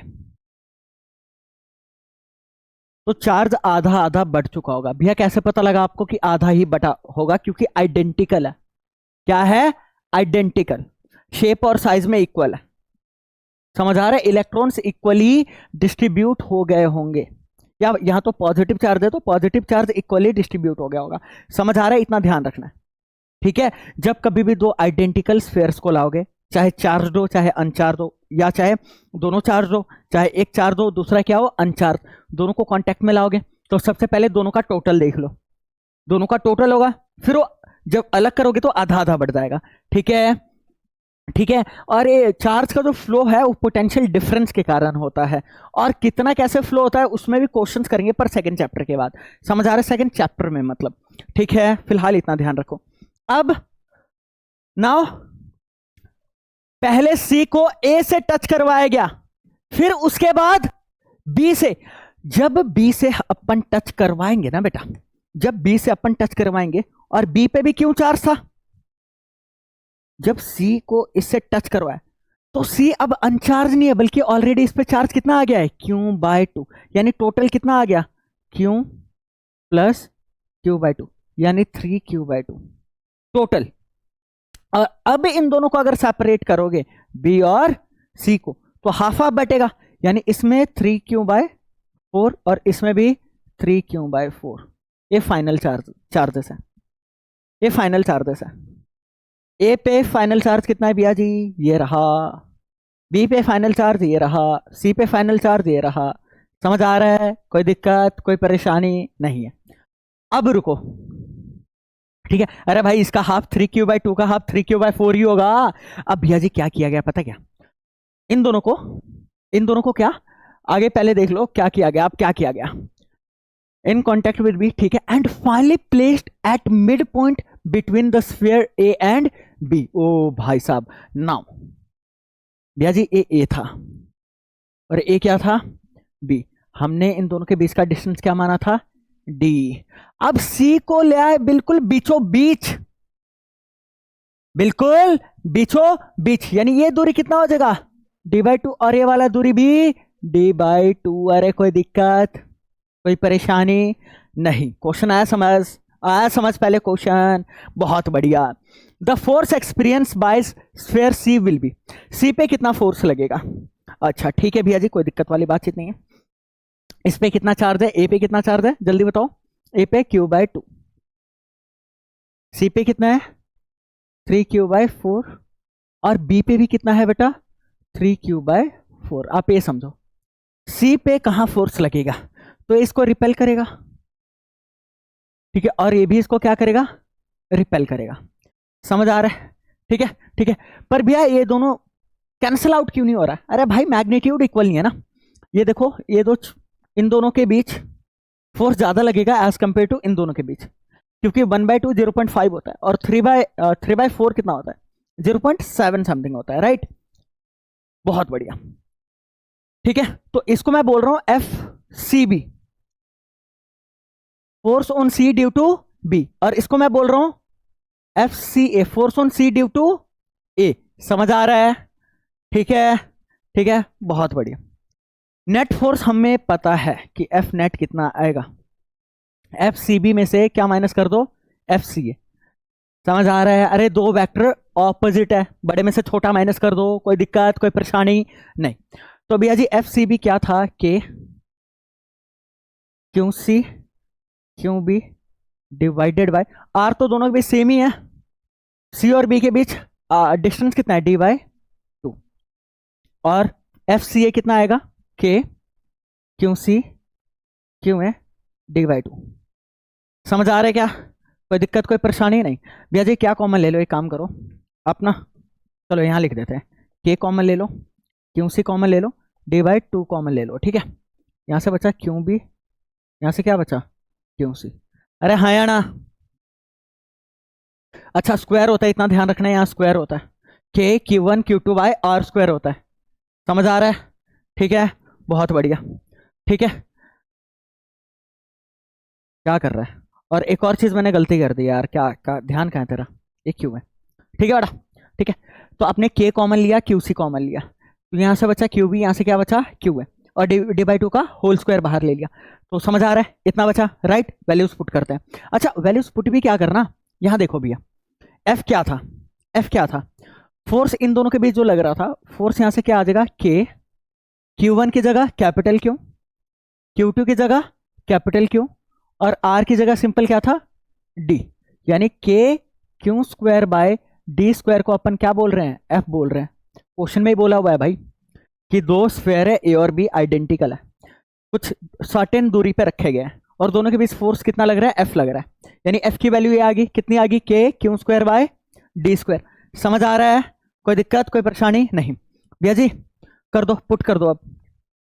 अच्छा टू का स्क्वायर ऊपर जाके क्या बन जाएगा, फोर, के की वैल्यू कितनी होती है, अच्छा के को के ही रहने दो फिर, के टर्म में ही आंसर करना है, एफ के टर्म में आंसर करना है। समझ आ रहा है? क्यू सी कितना है भैया जी, क्यू सी कितना है, क्यू सी चार जोन सी कितना है, हाँ थ्री क्यू बाय फोर। ठीक है, और यहाँ ये आ गया डी का स्क्वायर, क्यू बी कितना है, three Q by four, Q A कितना है, क्यू बाय टू। बहुत बढ़िया भैया जी, मजा आ गया। ठीक है, मैं चाहूँ तो इस फोर से ये वाला फोर बड़े प्यार से काट सकता हूँ, राइट? ये वाले फोर से ये वाला फोर काट सकता हूँ, देयर फोर एफ नेट अब किसके इक्वल आ रहा है, ये आ गया थ्री के क्यू डी स्क्वायर। अंदर देखना बेटा, एलसीएम लोगे तो क्या आ जाएगा जल्दी बताओ, फोर, फोर आ जाएगा, ऊपर थ्री क्यू और यहाँ टू क्यू आ जाएगा, तो क्यू बाय फोर आ रहा है। अरे हाँ या ना? एलसीएम लेके देखो ना, फोर आ जाएगा, तो इन दोनों को सॉल्व करोगे एलसीएम फोर आ जाएगा। ठीक है, फोर से डिवाइड करो वन, थ्री क्यू, इससे डिवाइड करोगे टू तो माइनस टू क्यू, तो कितना हो जाएगा, three Q minus two Q, Q by four. Awesome भैया जी, तो थ्री बाय फोर ये बाहर निकाल लो, क्या आ रहा है, K Q into Q, Q square by D square, और ये चीज क्या था जल्दी बताओ, ये चीज ही तो क्या था, एफ। ठीक है, बहुत बढ़िया, three by four into F, तो three by four into F, answer B है। हाँ three by four into F, actually option में थोड़ी सी गलती है, एक्चुअली इसको ऐसे होना चाहिए था, इसको होना चाहिए था three by four into F, ऐसे होना चाहिए था। कोई दिक्कत कोई परेशानी नहीं? ठीक है, या बात तो एक ही है, बात तो एक ही है, थ्री एफ या बाय फोर, इसका मतलब यही हुआ कि थ्री एफ बाय फोर। ठीक है, हाँ या ना? एक ही बात है। मजा आया, समझ आया, आसान क्वेश्चन था। ठीक है, पर कॉन्सेप्चुअल अच्छा क्वेश्चन था। ठीक है, हाँ ज्यादा कुछ नहीं भैया, ए और बी पे आइडेंटिकल चार्ज है, क्यों क्यों, एक सी अनचार्ज आया तो ए से टच करवाया तो हाफ हाफ बढ़ गया, जब बी से टच करवाया तो अब सी चार्ज हो गया था Q by two, C charge हो गया क्यू बाय टू, अब बी से टच करवाया क्यू से, तो उनका पहले ऐड होगा और फिर क्या होगा, हाफ होगा, तो नेट चार्ज आपको पता करना था और कुछ नहीं। ठीक है, ए और बी के बीच क्या रख दिया हमने, सी रख दिया, ए और बी के बीच क्या रख दिया, सी रख दिया। ठीक है, तो दोनों रिपेल करेंगे, तो नेट निकालने के लिए बड़े में से छोटा माइनस कर लो। यहाँ बस मैंने कुछ चीजें कॉमन लिया, वैल्यू पुट किया, आंसर। अरे हाँ या ना, ठीक है, बहुत बढ़िया, आगे बढ़ते हैं। ये 2019 का मेंस का क्वेश्चन बेटा, क्या कह रहा है question, 3 charges plus Q, small Q plus capital Q are placed respectively at origin d/2 and d from origin on y axis नहीं है, ऑन x एक्सिस है। ठीक है, if the net force experience by plus Q placed at x is equal to 0 is 0, the value of small Q is. Nice, अच्छा question है। पहले तो आप क्वेश्चन समझो भैया जी, ये ना x एक्सिस है हमारा, ये क्या है, x एक्सिस, आप ये समझो। ठीक है, ये x इज इक्वल टू 0 है, ठीक है बेटा जी, और ये मान लो x is equal to d है। इसका मतलब समझते हो, इन दोनों के बीच का दूरी कितना है, d। ठीक है, ठीक है, और a है d/2, बिल्कुल x is equal to d/2। तो 3 चार्जेस है भाई, एक है प्लस क्यू, फिर स्मॉल क्यू, और फिर वही plus Q capital Q, are placed respectively at origin. ठीक है, प्लस कैपिटल क्यू ओरिजन, क्योंकि पहले इसका जिक्र है और पहले ओरिजन का जिक्र है, समझ आ रहा है। ठीक है, फिर d/2 में क्या रखा हुआ है, स्मॉल क्यू, फिर बेटा d पे क्या रखा हुआ है, दोबारा प्लस कैपिटल क्यू। ठीक है, क्वेश्चन आया समझ, क्वेश्चन आ गया भैया जी समझ। ठीक है, if the net force experience by plus capital Q placed at x is equal to 0, यानी किसकी बात कर रहा है बेटा, इसकी बात कर रहा है, जो प्लस कैपिटल क्यू है x इज इक्वल टू 0 पे रखा हुआ है। ठीक है, placed at x is equal to 0 is 0। Oh my God, इस पे नेट फोर्स कितना है, 0। मान लो ये ना पॉइंट A है, और एक है B, और एक है C। तो फोर्स या net force at point A क्या है, 0। ये दिया हुआ है कि जो नेट फोर्स है पॉइंट ए पे जो चार्ज रखा हुआ है उस पे क्या है, 0, ऐसे लिख सकता हूं। ठीक है, ठीक है, तो हमें स्मॉल क्यू की वैल्यू बतानी है। तो जब कभी भी ऐसा क्वेश्चन है, सबसे पहला आपका स्टेप होना चाहिए साइन। साइन इसका सेम होना चाहिए, क्या स्मॉल क्यू का साइन सेम होना चाहिए जो कैपिटल क्यू का है, या उससे ऑपोजिट होना चाहिए, सबसे पहले आपको यह पता करना है। तो कैपिटल क्यू प्लस पॉजिटिव है, तो स्मॉल क्यू क्या होना चाहिए। मान लेते हैं भैया जी, ए पे जो चार्ज रखा हुआ है, ए पे जो चार्ज रखा हुआ है ना, सी वाला चार्ज उसे रिपेल करेगा क्योंकि दोनों पॉजिटिव है। ठीक है, अगर मान लेते हैं क्यू वाला पॉजिटिव, ए क्यू जो बी पे चार्ज रखा हुआ है स्मॉल क्यू, ए पॉजिटिव है, तो ए भी इसको क्या कर देता है, रिपेल। तो नेट फोर्स इस पे कभी भी 0 हो ही नहीं पाता, क्योंकि दोनों फोर्सेस पे इधर ही लग रहा है। तो ये तो गारंटेड है, जो सी पे चार्ज रखा हुआ है इसे क्या करेगा, रिपेल। तो जो बी पे रखा हुआ है ना स्मॉल क्यू, उसे अट्रैक्ट करना चाहिए ताकि इक्वल एंड ऑपोजिट हो और कैंसिल आउट हो पाए। यानी Q must be negative, opposite sign होना चाहिए, है ना। कैपिटल क्यू का जो साइन है स्मॉल क्यू का, उससे ऑपोजिट साइन होना चाहिए। मतलब कैपिटल क्यू अगर पॉजिटिव है तो स्मॉल क्यू क्या होना चाहिए, नेगेटिव। तो पहली बात, पॉजिटिव वाले आंसर ऐसे ही काट दो क्योंकि स्मॉल क्यू पूछा है। समझ आया?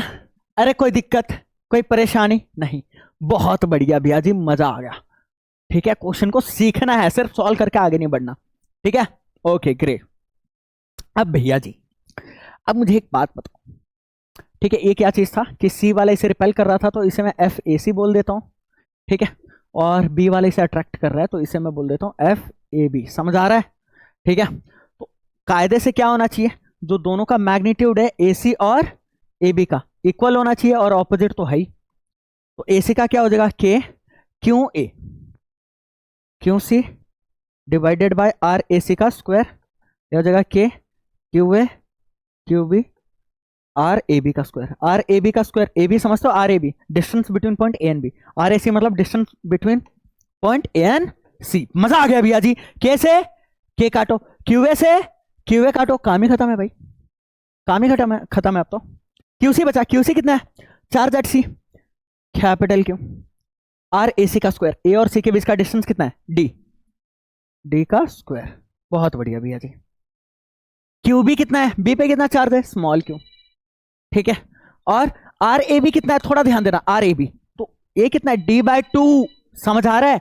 तो ए d/2, तो d/2 का स्क्वायर। अरे हाँ या ना, बहुत बढ़िया, एक्सक्यूज मी। बस देखो इधर, तो भैया जी ये capital Q by D square, हाँ भाई, क्यू बाई डी स्क्वायर, और नीचे जो 4 आएगा 1/4, ऊपर जाके वो क्या हो जाएगा 4। ठीक है, तो भैया जी बात ऐसी है कि डी स्क्वायर से डी स्क्वायर गयो, तो capital Q is equal to 4 times small Q, और small Q is equal to capital Q by 4। Final answer क्या होगा? फाइनल आंसर हमारा क्या होगा, जल्दी बताओ। फाइनल आंसर होगा Q is equal to minus capital Q by 4। Opposite nature का है क्योंकि, समझ आ रहा है? तो साइन अलग कैलकुलेट करो, आप साइन अलग देखो, हमेशा साइन अलग देखना, कैलकुलेशन से मैग्नीट्यूड निकाल लेना, फिर दोनों को कंबाइन कर देना, you will get the answer. ठीक है, आंसर क्या है? Option A. कोई दिक्कत, कोई परेशानी नहीं, आगे बढ़ते हैं। हाँ जी भैया, अरे सेम क्वेश्चन है भाई, ये 1987 का क्वेश्चन है। सेम क्वेश्चन है। तो बात पता है क्या, डिपेंड ये नहीं करता तुम किस साल का क्वेश्चन कर रहे हो, डिपेंड ये करता है कि कौन सा कॉन्सेप्ट कर रहे हो, टाइप्स ऑफ क्वेश्चन मायने रखता है, क्योंकि उससे कॉन्सेप्ट सीखने को मिलता है। सेम क्वेश्चन है, a charge small Q is placed at the centre of a line joining two equal charges capital Q. दो इक्वल चार्जेस है भाई, कैपिटल क्यू और एक स्मॉल क्यू उनके बीच रख दिया भाई। ठीक है, the system of the 3 charges will be in equilibrium if small Q is equal to.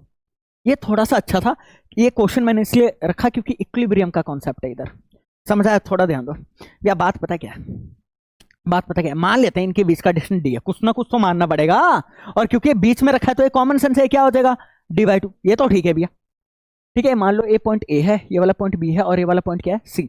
आप ये समझो, ये दोनों आइडेंटिकल चार्जेस हैं। मान लेते हैं स्मॉल क्यू, मान लेते हैं कैपिटल क्यू जो है आइडेंटिकल है, स्मॉल क्यू भी अगर इनके जैसा हुआ तो इसे रिपेल करेगा, और ए से क्या करेगा, रिपेल। ठीक है, अगर ऑपोजिट नेचर का हुआ तो इसे अट्रैक्ट करेगा और इसे अट्रैक्ट करेगा। दोनों ही सिनेरियो में नेट फोर्स क्या होगा, 0। दोनों सिनेरियो में नेट फोर्स क्या होगा, 0।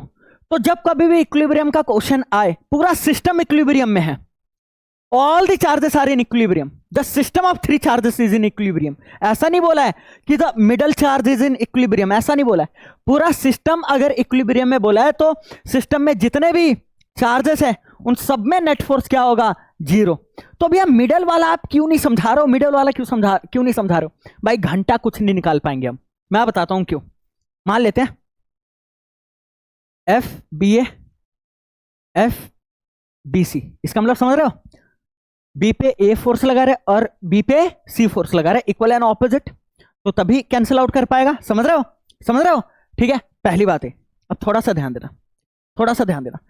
एफ बी ए कितना हो जाएगा, K capital Q small Q by dy/2 का होल स्क्वायर, और एफ बी सी कितना हो जाएगा, K small Q capital Q by A B dy/2 हो जाएगा, तो dy/2 का होल स्क्वायर। भाई तुमने निकाल क्या लिया, LHS is equal to RHS, ये तो ऑलवेज इक्विलिब्रियम में होगा,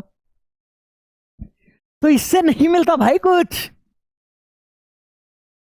समझ आया?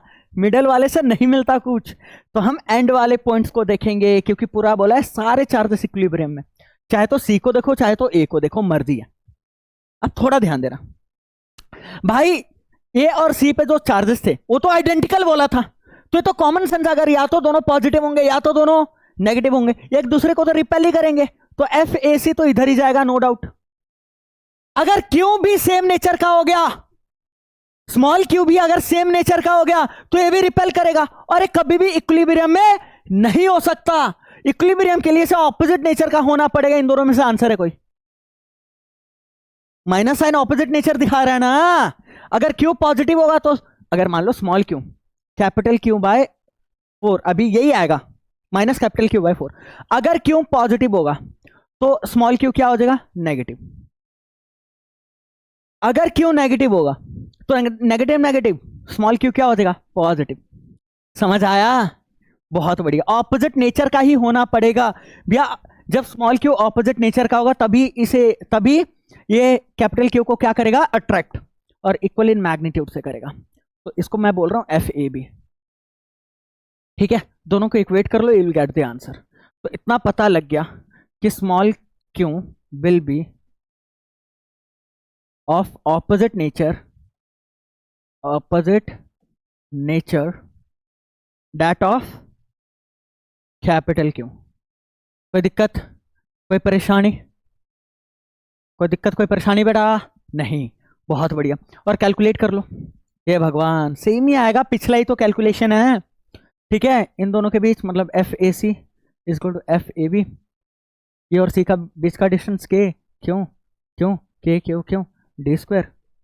ठीक है, और ये आ जाएगा के ए बी, कैपिटल क्यों स्मॉल क्यों डी बाई टू का होल स्क्वायर। ठीक है, तो क्या हो रहा है इधर, के से के गया, कैपिटल क्यू से कैपिटल क्यू। ठीक है, तो कैपिटल क्यू बाय डी का स्क्वायर, यहाँ स्क्वायर है। ठीक है बेटा, इजक्वल टू ये 4 ऊपर चल जाएगा, क्यू बाय डी का स्क्वायर। हाँ, आ तो गया, Q is equal to capital Q by 4। Therefore final answer क्या होगा, फाइनल फाइनल आंसर क्या होगा बेटा, फाइनल आंसर होगा, क्योंकि ऑपोजिट नेचर का होगा तो एक नेगेटिव साइन लगाओगे। समझ आया, कॉन्सेप्ट मायने रखता था इधर। ठीक है, बहुत बढ़िया भैया जी, मजा आ गया, मजा आ गया, ऑसम। अगला क्वेश्चन बेटा जी, ये देखो भाई, इंटीजर टाइप क्वेश्चंस आ गए, जेई में आते हैं, नीट में नहीं आते, ऑप्शंस दिए ही नहीं, जो आंसर होता है वो कोई इंटीग्रल वैल्यू होता है, इंटीजर टाइप क्वेश्चंस।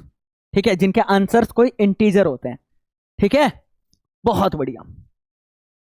2023 का क्वेश्चन जी, 3 point charges small Q minus 2q plus 2q are placed on X axis at a distance x is equal to 0, x is equal to 3/4 r। ठीक है भाई, ये तो totally गलत लिखा है, इसको ऐसे लिखना चाहिए 3/4 इंटू आर। ठीक है, बहुत बढ़िया, and x is equal to R respectively from origin. ठीक है भाई, भाई भाई थोड़ा ध्यान दो, थोड़ा ध्यान दो। एक्स एक्सिस है भैया जी, ये क्या हमारा प्यारा सा एक्स एक्सिस, समझ आ रहा है, समझ आ रहा है, बहुत बढ़िया। 3 चार्जेस है ना, ये ए और ए कहाँ कहाँ रखा हुआ है, एक्स इज इक्वल टू 0 में। ठीक है भैया जी, एक्स इज इक्वल टू 0 में क्या रखा हुआ है, पहले जिसका जिक्र स्मॉल क्यू हुआ, फिर कितना हुआ 3/4 R, X is equal to क्या चीज़ है 3/4 आर। अगर ए नहीं आ रहा समझ, तो X is equal to R तो आ रहा होगा समझ, X is equal to R तो आ रहा होगा समझ। ठीक है, आर को ना 4 पार्ट में बांट दो, ये पूरा डिस्टेंस आर है, 4 पार्ट में बांट दो, 4 इक्वल पार्ट में बांटना, तो r/4 r/4 r/4 r/4। ठीक है, तो r/4 r/4 r/4 r/4 r/4 r/4 क्या हो गया 3r/4, यानी ये वाला डिस्टेंस हुआ 3r/4, x is equal to 3r/4। समझ आया, नहीं आया क्या समझ? ठीक है, बहुत बढ़िया। तो यहाँ क्या रखा हुआ है, यहाँ रखा हुआ है -2q, और r पे क्या रखा हुआ है +2q। ठीक है भाई, आ रहा है भैया जी, समझ आ रहा है, कोई दिक्कत कोई परेशानी नहीं है। इफ स्मॉल क्यू की वैल्यू इतनी दी है, कैपिटल आर की वैल्यू इतनी दी है, the magnitude of net force experience by the charge -2q, -2q net force कितना एक्सपीरियंस कर रहा है अपने आप को। ठीक है, पहली बात ये, इन दोनों के बीच का डिस्टेंस क्या हो गया 3 कैपिटल R/4। अरे हाँ है ना, ठीक है बेटा, वेरी गुड। इन दोनों के बीच का डिस्टेंस कितना है, तो भैया अरे यार ये R/4 था, R/4 था, R/4 R/4, तो ये कितना होगा R/4 ही होगा। समझ आ रहा है, या तो माइनस कर लो, इतना R है, इतना 3r/4 है, तो R - 3r/4, तो R/4 ही आ रहा है। बहुत सारे तरीके निकालने के, राइट, कंफ्यूज नहीं होना है, बस मैं ये चाहता हूं तुम कंफ्यूज हो। ठीक है, बहुत बढ़िया। तो -2q पे नेट फोर्स कितना लग रहा है, तो ये इसको ऑब्वियसली अट्रैक्ट करेगा, ऑपोजिट नेचर का है, और ये इसे क्या करेगा अट्रैक्ट करेगा। ठीक है, ऑब्वियस है यार, इन दोनों के बीच अट्रैक्शन ज्यादा होगा एज कंपेयर टू इन दोनों के बीच, एक तो इनका डिस्टेंस कम है और इनका मैग्नीट्यूड भी ज्यादा है। समझ आ रहा है, तो इनको इन पॉइंट्स को कुछ नाम दे दो, ए है मान लो, और ए बी है, और ये क्या है सी। तो इस फोर्स को मैं बोल रहा हूँ एफ बी सी, क्योंकि अट्रैक्ट कर रहा है, और ए भी अट्रैक्ट कर रहा है, तो F A C, A B ना, एफ बी है, बल्कि एफ बी है, force on B due to A, force on B due to C. बहुत बढ़िया, अब इतना तो पता है, नेट फोर्स निकालना है। ठीक है, तो एफ नेट निकालना है, किस पे निकालना है? बी पे। तो बड़े में से छोटा माइनस करेंगे, है ना? तो बीसी में से क्या माइनस कर देंगे? B A. अरे हाँ या ना? बीसी क्या होगा?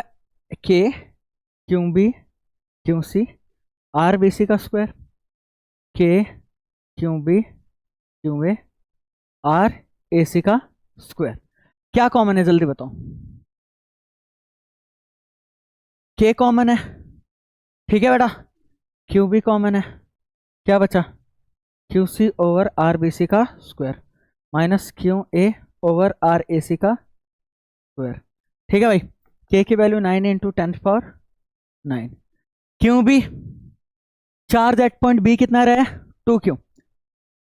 अपने को मैग्नीट्यूड बस रखना है, -2q रखने का कोई फायदा नहीं है, ठीक है। क्यू सी कितना है जल्दी बताओ? Charge at point C 2q, ठीक है। आर बी सी कितना है जल्दी बताओ? आर बी सी बी और सी के बीच का डिस्टेंस r/4, इसका स्क्वायर माइनस क्यू ए कितना है जी? क्यों है? क्यों है? मैं जीरो पुट करने वाला था इसको देख के मजा आ जाता जीरो होता तो, पर कोई बात नहीं। अच्छा, आर ए बी का स्क्वायर, तो आर ए बी कितना है? 3r/4, तो 3r/4 का स्क्वायर। बहुत बढ़िया भैया जी, बहुत बढ़िया। अब थोड़ा ध्यान दो, ये भाई क्यों नहीं है, ये 9 है, 9 इतना ध्यान रखना। 9 to the 18 into 10⁹9 into small Q है, ऊपर से एक और चीज निकाल लो, स्मॉल क्यू और निकाल लो। अरे निकाल लिया नीचे से। अच्छा स्मॉल क्यू निकालो, साथ के साथ 16 निकाल लो। क्या है भाई, ऐसा क्यों कर दिया भैया? ऐसा क्यों कर दिया? ये r/4 है, तो स्क्वायर करोगे तो r² / 16 होगा। 16 तो प्लेट के ऊपर ही जाएगा, उसको मैंने बाहर फेंक दिया, समझ आ रहा है? और इस वाले क्यू और इस वाले क्यू को मैंने बाहर भेज दिया, तो यहां क्या बचा? 2 डिवाइडेड बाय r²। यहां तो क्यू बाहर चला गया तो 1 बचेगा, और 4 ऊपर जाके 16 हुआ, 16 बाहर चला गया। 3r का स्क्वायर बोले तो 9r²। समझ आ रहा है? कोई दिक्कत, कोई परेशानी नहीं? ओके भैया जी, ओके। देखो इधर 18 इंटू 16, क्यू इंटू क्यू कितना हो गया? क्यू का स्क्वायर इंटू 10⁹9, ठीक है, 10⁹9। एलसीएम लोगे कितना आ जाएगा? 9r²। ये आ जाएगा 18 - 1, 18 - 1 17। अरे हाँ या ना? एलसीएम 9r² आएगा, इससे डिवाइड करोगे तो 9 तो बचेगा, 9 to 18, 18 - 1 17। Very good, r²। Great, awesome, समझ आ रहा है, समझ आ रहा है, ठीक है। अब वैल्यूज पुट करते हैं। 18, हाँ कैंसिलेशन हो रहा है, हो रहा है कैंसिलेशन। 9 टू 18, पहले नहीं काट सकते थे, एलसीएम लेके ही काट सकते हो, समझ आया? ठीक है। अच्छा 2 इंटू 16 32, क्यों स्क्वायर है? क्यों स्क्वायर? इसका स्क्वायर करना। 4 इंटू 10⁻⁻12, ऐसा यूनिट में है, बिल्कुल ठीक, इंटू 10⁻9, ठीक है जी। ऊपर क्या बचा? 17, नीचे r²। r का वैल्यू ऐसा यूनिट में क्या होगा जल्दी बताओ? 2 इंटू 10⁻⁻2 मीटर। गॉट इट, बहुत बढ़िया। स्क्वायर करोगे तो 4 इंटू 10⁻⁻4, बहुत बढ़िया भैया जी। काम 25, 4 से 4 गया, इससे 8 10 कितना हो जाएगा? -8। बहुत बढ़िया। कितना आ रहा है? 3 टू 32, 10⁻⁻8 10⁻9, तो 10 आ गया इंटू 17। तो 32 को 17 से मल्टीप्लाई करो, 32 को 17 से मल्टीप्लाई करो, 7 दूनी 14 होता है, 21 22 32, 4 4 5 5 डबल 4, और लास्ट में क्या आ जाएगा? 0। ये आंसर है भाई, यानी यहां पे क्या आ जाएगा? 5440 न्यूटन। कोई दिक्कत, कोई परेशानी नहीं, है ना? आया ना इंटीजर वैल्यू, ठीक है। ऑसम क्वेश्चन, अच्छा क्वेश्चन था। अच्छा तो क्या यार, इससे आसान क्वेश्चन और क्या हो सकता था? मजा आ रहा है, ठीक पुट के। अच्छा बेटा एक चीज थोड़ा ध्यान देना प्लीज। एक चीज यहाँ मिस्टेक है। मिस्टेक क्या है? अच्छा ए बी और सी के बीच का डिस्टेंस, तो बी सी है ना इधर। अरे क्या कर रहा है? हाँ, तो बी और सी के बीच का distance R B C, B और ए के बीच का डिस्टेंस आर बी ए होगा, या आर ए बी होगा, तो आर बी ए लिखो इसको, आर बी ए, इसको भी तो आ जाएगा आर बी ए, आर बी ए। ठीक है, लिखने का तकलीफ है बस ये थोड़ा। ठीक है, बी सी समझ रहे हो ना, तो आर बी सी। ठीक है, ए बी या बी ए, ठीक है, तो आर बी ए। ठीक है, बाकी वैल्यूज तो मैंने ठीक पुट की है ना, बी और ए के बीच का डिस्टेंस उतना ही पुट किया, बाकी ठीक है। ठीक है, कोई दिक्कत कोई परेशानी नहीं? अरे हाँ है ना, क्लियर है सब कुछ? ठीक है, आगे बढ़ते हैं भैया जी। अगला क्वेश्चन, ये 2023 का क्वेश्चन है भाई। देखो, a point charge Q1 is equal to 4 Q note is placed at origin, ठीक है। अनदर पॉइंट चार्ज Q2 जो कि माइनस Q नोट के इक्वल है, place at x is equal to 12 centimetre, ठीक है। Charge of proton is Q note, ठीक है। The proton is placed on x axis so that electrostatic force on the proton is 0, ये भी ठीक है। In this situation the position of proton from the origin is, थोड़ा ध्यान देना, पहली बात तो क्वेश्चन समझा करो। एक पॉइंट चार्ज है Q1 जो कि 4 Q नोट के इक्वल है, वो अलग बात है, is place at origin, O my God, ठीक है। और एक्स एक्सिस की बात हो रही है, X is equal to 12 centimetre वगैरह, तो ये ऑब्वियस है क्या है, एक्स एक्सिस है, तो एक्स इज इक्वल टू 0, तो ये हुआ। और इस पे क्या रखा हुआ है जल्दी बताओ, origin X is equal to 0 को ही कहते हैं, Q1 रखा हुआ है भैया जी, और Q1 की वैल्यू किसके इक्वल है, 4 Q नोट के इक्वल है, ये भी ठीक है, समझ आ रहा है, great. Okay okay, another charge Q2 जो कि माइनस Q नोट के इक्वल है, वो कहां प्लेस किया हुआ है, 12 सेंटीमीटर दूर, ओ माय गॉड, ये x इक्वल टू 12 सेंटीमीटर, समझ आ रहा है। और यहाँ क्या रखा हुआ है जल्दी बताओ, जल्दी बताओ, Q2 जो कि किसके इक्वल है, माइनस Q नोट के, ठीक है भैया जी, ये भी ठीक है। Charge of proton is Q note, proton के ऊपर चार्ज कितना बोल रहे हैं, Q नोट बोल रहे हैं, ठीक है भैया जी। The proton is placed on x axis so the electrostatic force on the proton is 0, ठीक है। यानी मैं प्रोटोन यानी Q नोट को प्लेस कर रहा हूं x एक्सिस में। अब x एक्सिस में 3 ऑप्शन है मेरे पास, यहां भी प्लेस कर सकता हूं, यहां भी और यहां भी। Q2 के राइट हैंड साइड प्लेस कर सकता हूं, या तो Q1 Q2 के बीच प्लेस कर सकता हूं, या तो Q1 के लेफ्ट हैंड साइड प्लेस कर सकता हूं, समझ आया। बस वो अपने को हमें दिमाग लगा के देखना है कहां पे होना चाहिए उसे, ठीक है। इस तरीके से होना चाहिए कि जो हम रख रहे हैं प्रोटोन को Q नोट को, उस पर फोर्स क्या हो, 0। In this situation, the position of proton from the origin is, the position of proton from the origin is, ठीक है, कोई दिक्कत वाली बातचीत नहीं है, हो जाएगा। अब भैया जी बात पता है क्या है, अगर मैं Q नोट को यहाँ रखूं, Q नोट को इस साइड रखूं, मान लेते हैं इस साइड, अब देखो मान लो ना, यहाँ 4 Q नोट जो कि ठीक है, यहाँ है माइनस Q नोट। अगर मैं Q नोट को यहाँ रखता हूं तो इसे क्या करेगा, अट्रैक्ट, और इसे क्या करेगा, रिपेल, तो चांसेस है कैंसिलेशन के।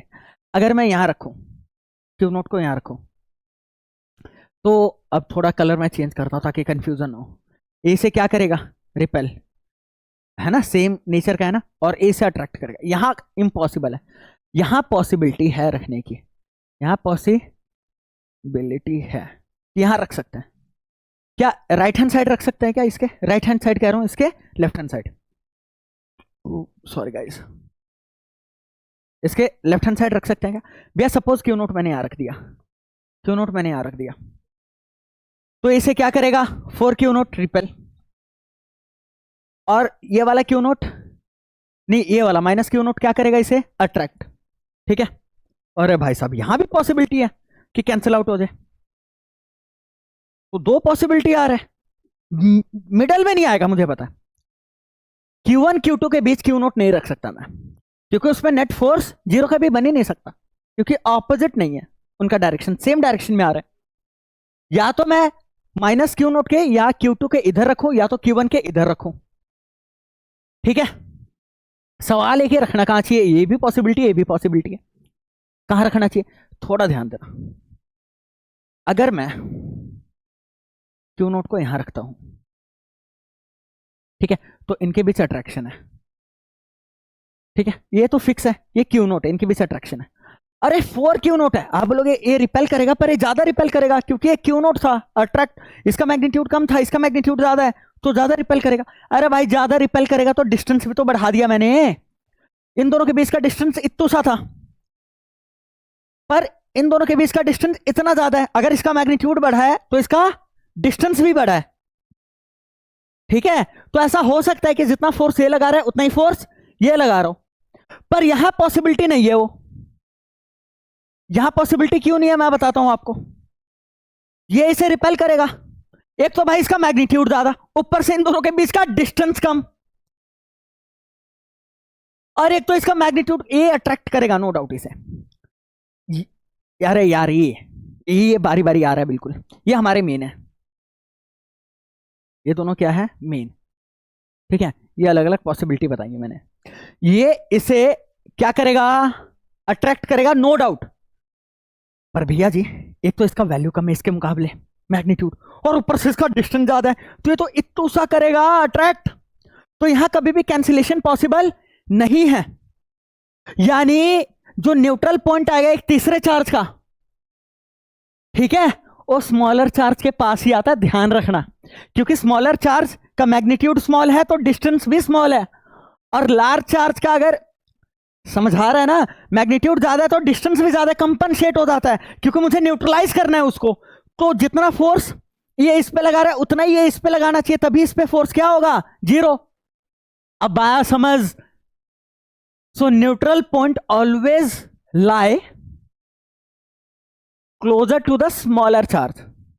समझ आया, दो पॉसिबिलिटी थी, यहां भी था यहां भी था, पर यहां लार्जर चार्ज क्या के पास है, यहां स्मॉलर चार्ज के पास है, तो स्मॉलर चार्ज के पास पॉसिबल है। भैया मजा आ गया यार, क्या समझाया आपने, आया नहीं आया समझ, आया।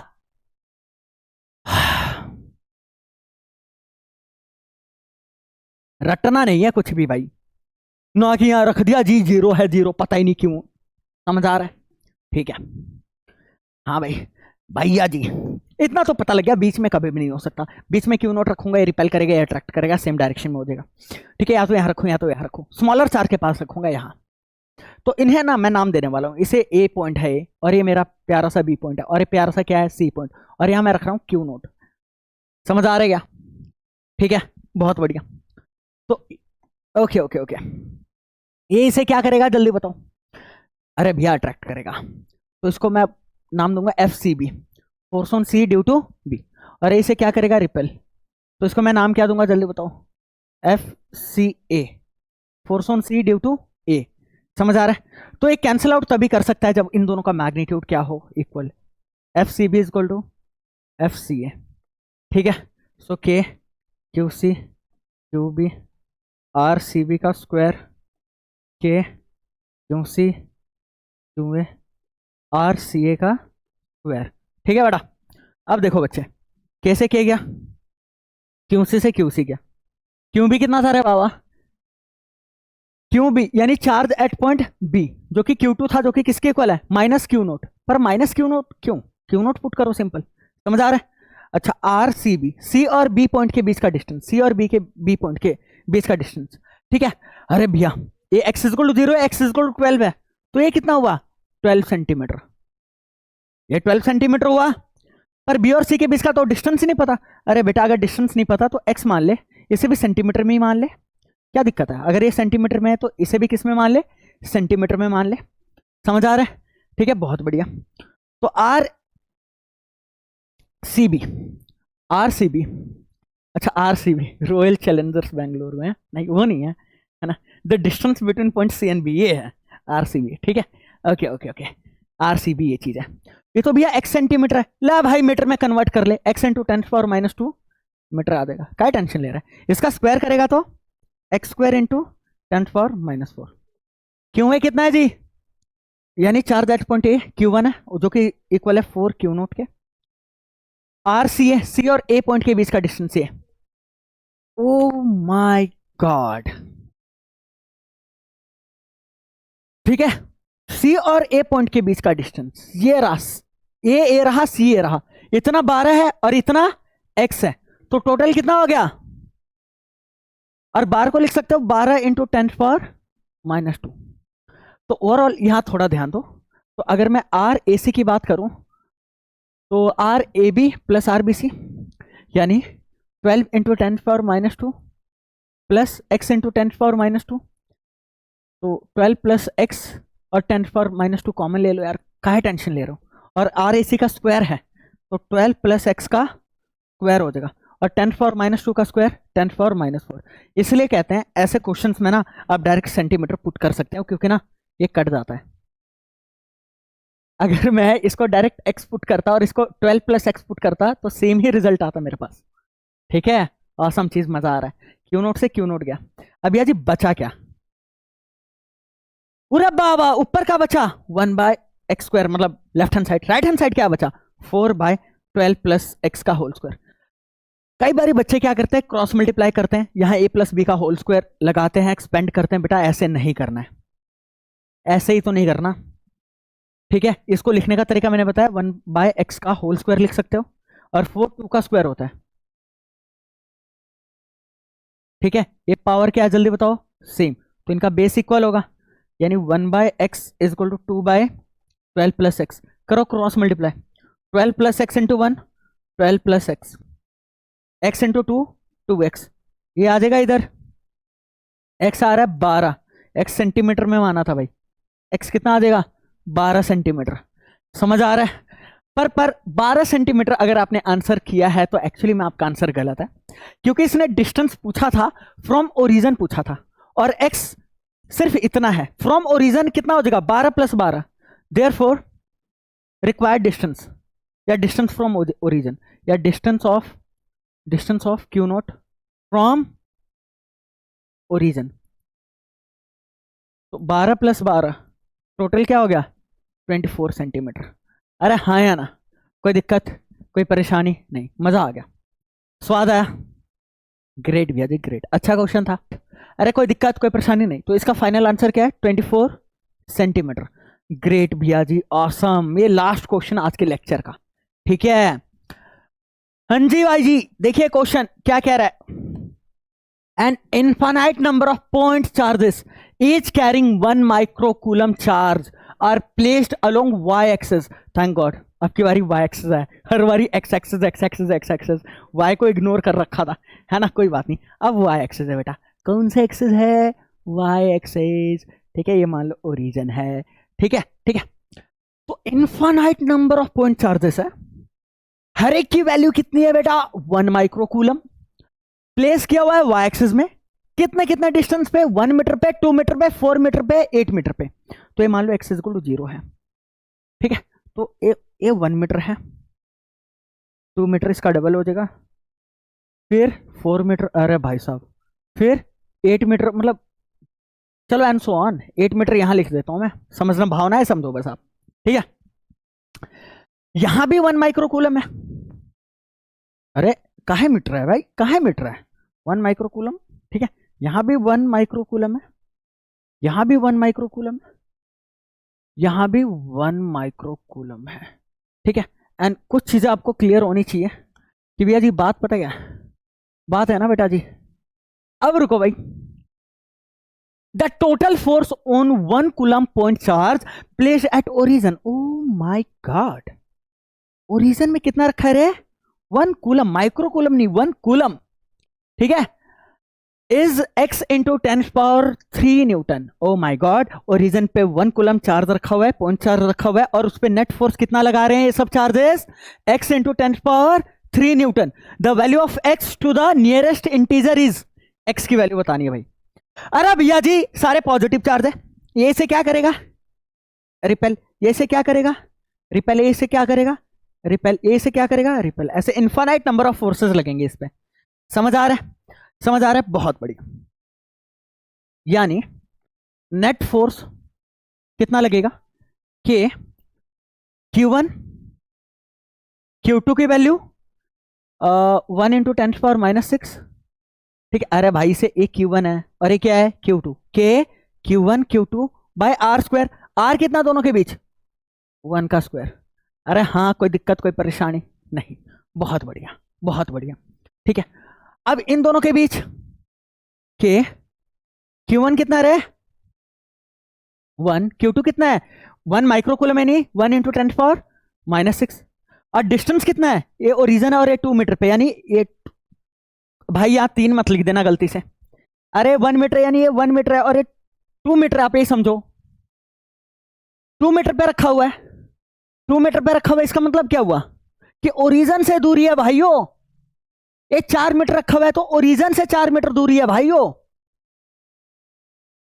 ये 1 मीटर है, ये 2 मीटर है, अरे 4 मीटर है। समझ आ रहा है, ओरिजन से दूरी है वो। जब आप पॉइंट लिखते हो बेटा 1 2 3 1 2 3, तो आप क्या कहते हो भैया जी, ये 1 है, ये 2 है, टोटल 3 है। थपेड़ा मारूंगा यहां से खिंचा के। ये जो मार्किंग करते हो वो ओरिजन से ही करते हो, तो ये ओरिजन से 1 है और ये ओरिजन से 2 है। रब्बा वाह, समझे? फिर खामखा टेंशन ले रहा हूं। ठीक है, बहुत बढ़िया। अब देखो ये आ जाएगा भैया जी 2 का स्क्वायर ऐसा यूनिट में, बिल्कुल। एंड अगला वाला क्या हो जाएगा, के Q1 1 Q2, मतलब इन दोनों के बीच। अब इन दोनों के बीच Q2 again 1 micro coulomb per R कितना हो जाएगा 4 का स्क्वायर, एंड सो ऑन चलता रहेगा बेटा, सो ऑन चलता रहेगा चलता रहेगा चलता रहेगा। समझ आ रहेगा? Okay okay. क्या चीज कॉमन है, K कॉमन है, 10⁻⁻6 कॉमन है। क्या बच गया, ऊपर 1 नीचे 1, ऊपर 1 नीचे 4, ऊपर 1 नीचे 4 का स्क्वायर यानी 16। ठीक है, एंड सो ऑन। कोई दिक्कत, कोई परेशानी नहीं। इनफाइनाइट चल रहा है इसलिए 3 डॉट लगाया मैंने। क्या मैथ वाले समझ गए होंगे यहाँ कुछ बन रहा है, यहाँ कुछ बन रहा है। क्या बन रहा है जल्दी बताओ? ये है जीपी, ज्योमेट्रिक प्रोग्रेशन। ठीक है ठीक है ठीक है। जीपी में मैं आपको बता देता हूं इधर, जैसे ए होता है बेटा, इसको ए फर्स्ट टर्म होता है। ठीक है, तो यहाँ एक कॉमन रेशियो होता है, कॉमन रेशियो जो मल्टीप्लाई होता है, ए आर फिर A R square and so on. तो फर्स्ट टर्म इसका 1 है। अगला कैसे आया है, 1 से क्या मल्टीप्लाई करोगे, 1/4 आएगा। 1/4 मल्टीप्लाई करोगे तभी आएगा। और 1/4 में क्या मल्टीप्लाई करोगे, 1/16 आएगा। 1/4 यानी हमारा ए कितना है जल्दी बताओ, 1। आर कितना है कॉमन रेशियो, 1/4 जो मल्टीप्लाई हो रहा है।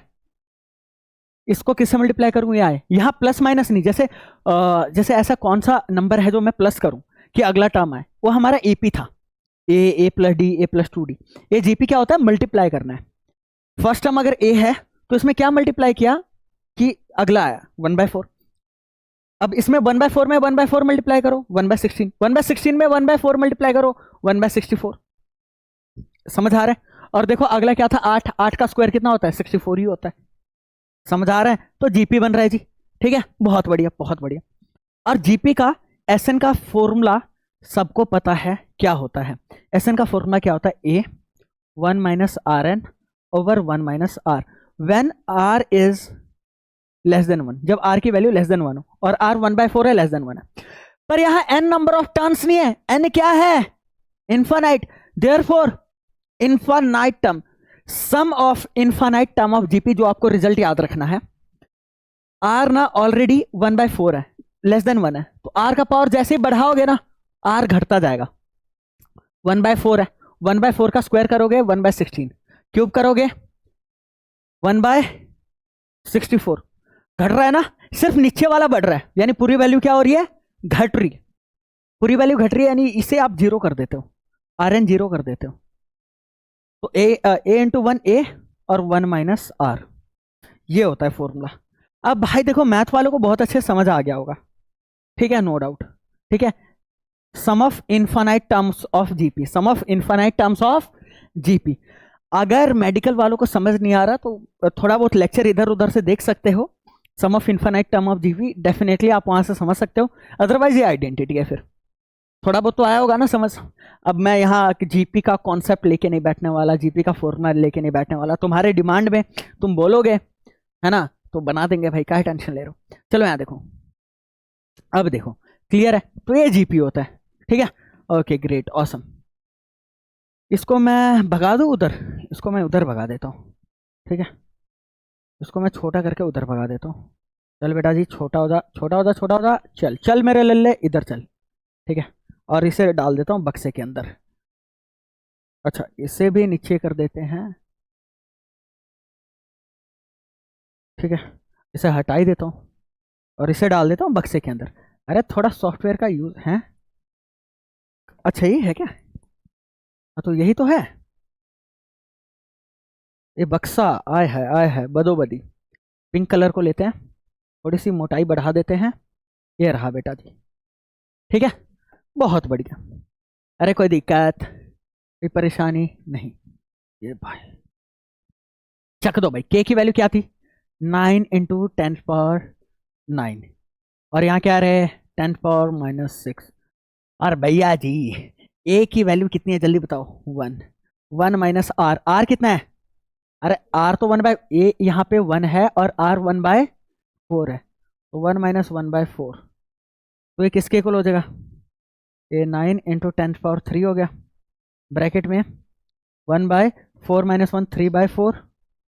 जब इसे पलटोगे तो 9 इंटू 10⁻3 है बेटा, ये 4 ऊपर और 3 नीचे। अरे वाह वाह वाह वाह, बदोबदी, मजा आ गया बेटा जी। 3 1 3, 3 3 9, ठीक है। 3 4 12, 12 इंटू 10⁻3 न्यूटन। ठीक है, तो यहाँ क्या था? x इंटू 10⁻3 न्यूटन, इसकी जगह क्या आ रहा है? 12 इंटू 10⁻3 न्यूटन। तो 10⁻3 की जगह 10⁻3 है, x की जगह क्या आ गया? 12, तो 12 था आंसर। कोई दिक्कत, कोई परेशानी नहीं। भाई अच्छे से मेहनत करो, एक क्वेश्चंस आपने दोबारा करना है, ठीक है? ठीक है, पूरी थ्योरी के साथ कंप्लीट अपन क्वेश्चन प्रैक्टिस कर रहे हैं, बहुत मजा आ रहा है। ठीक है, ओके ग्रेट, ऑसम।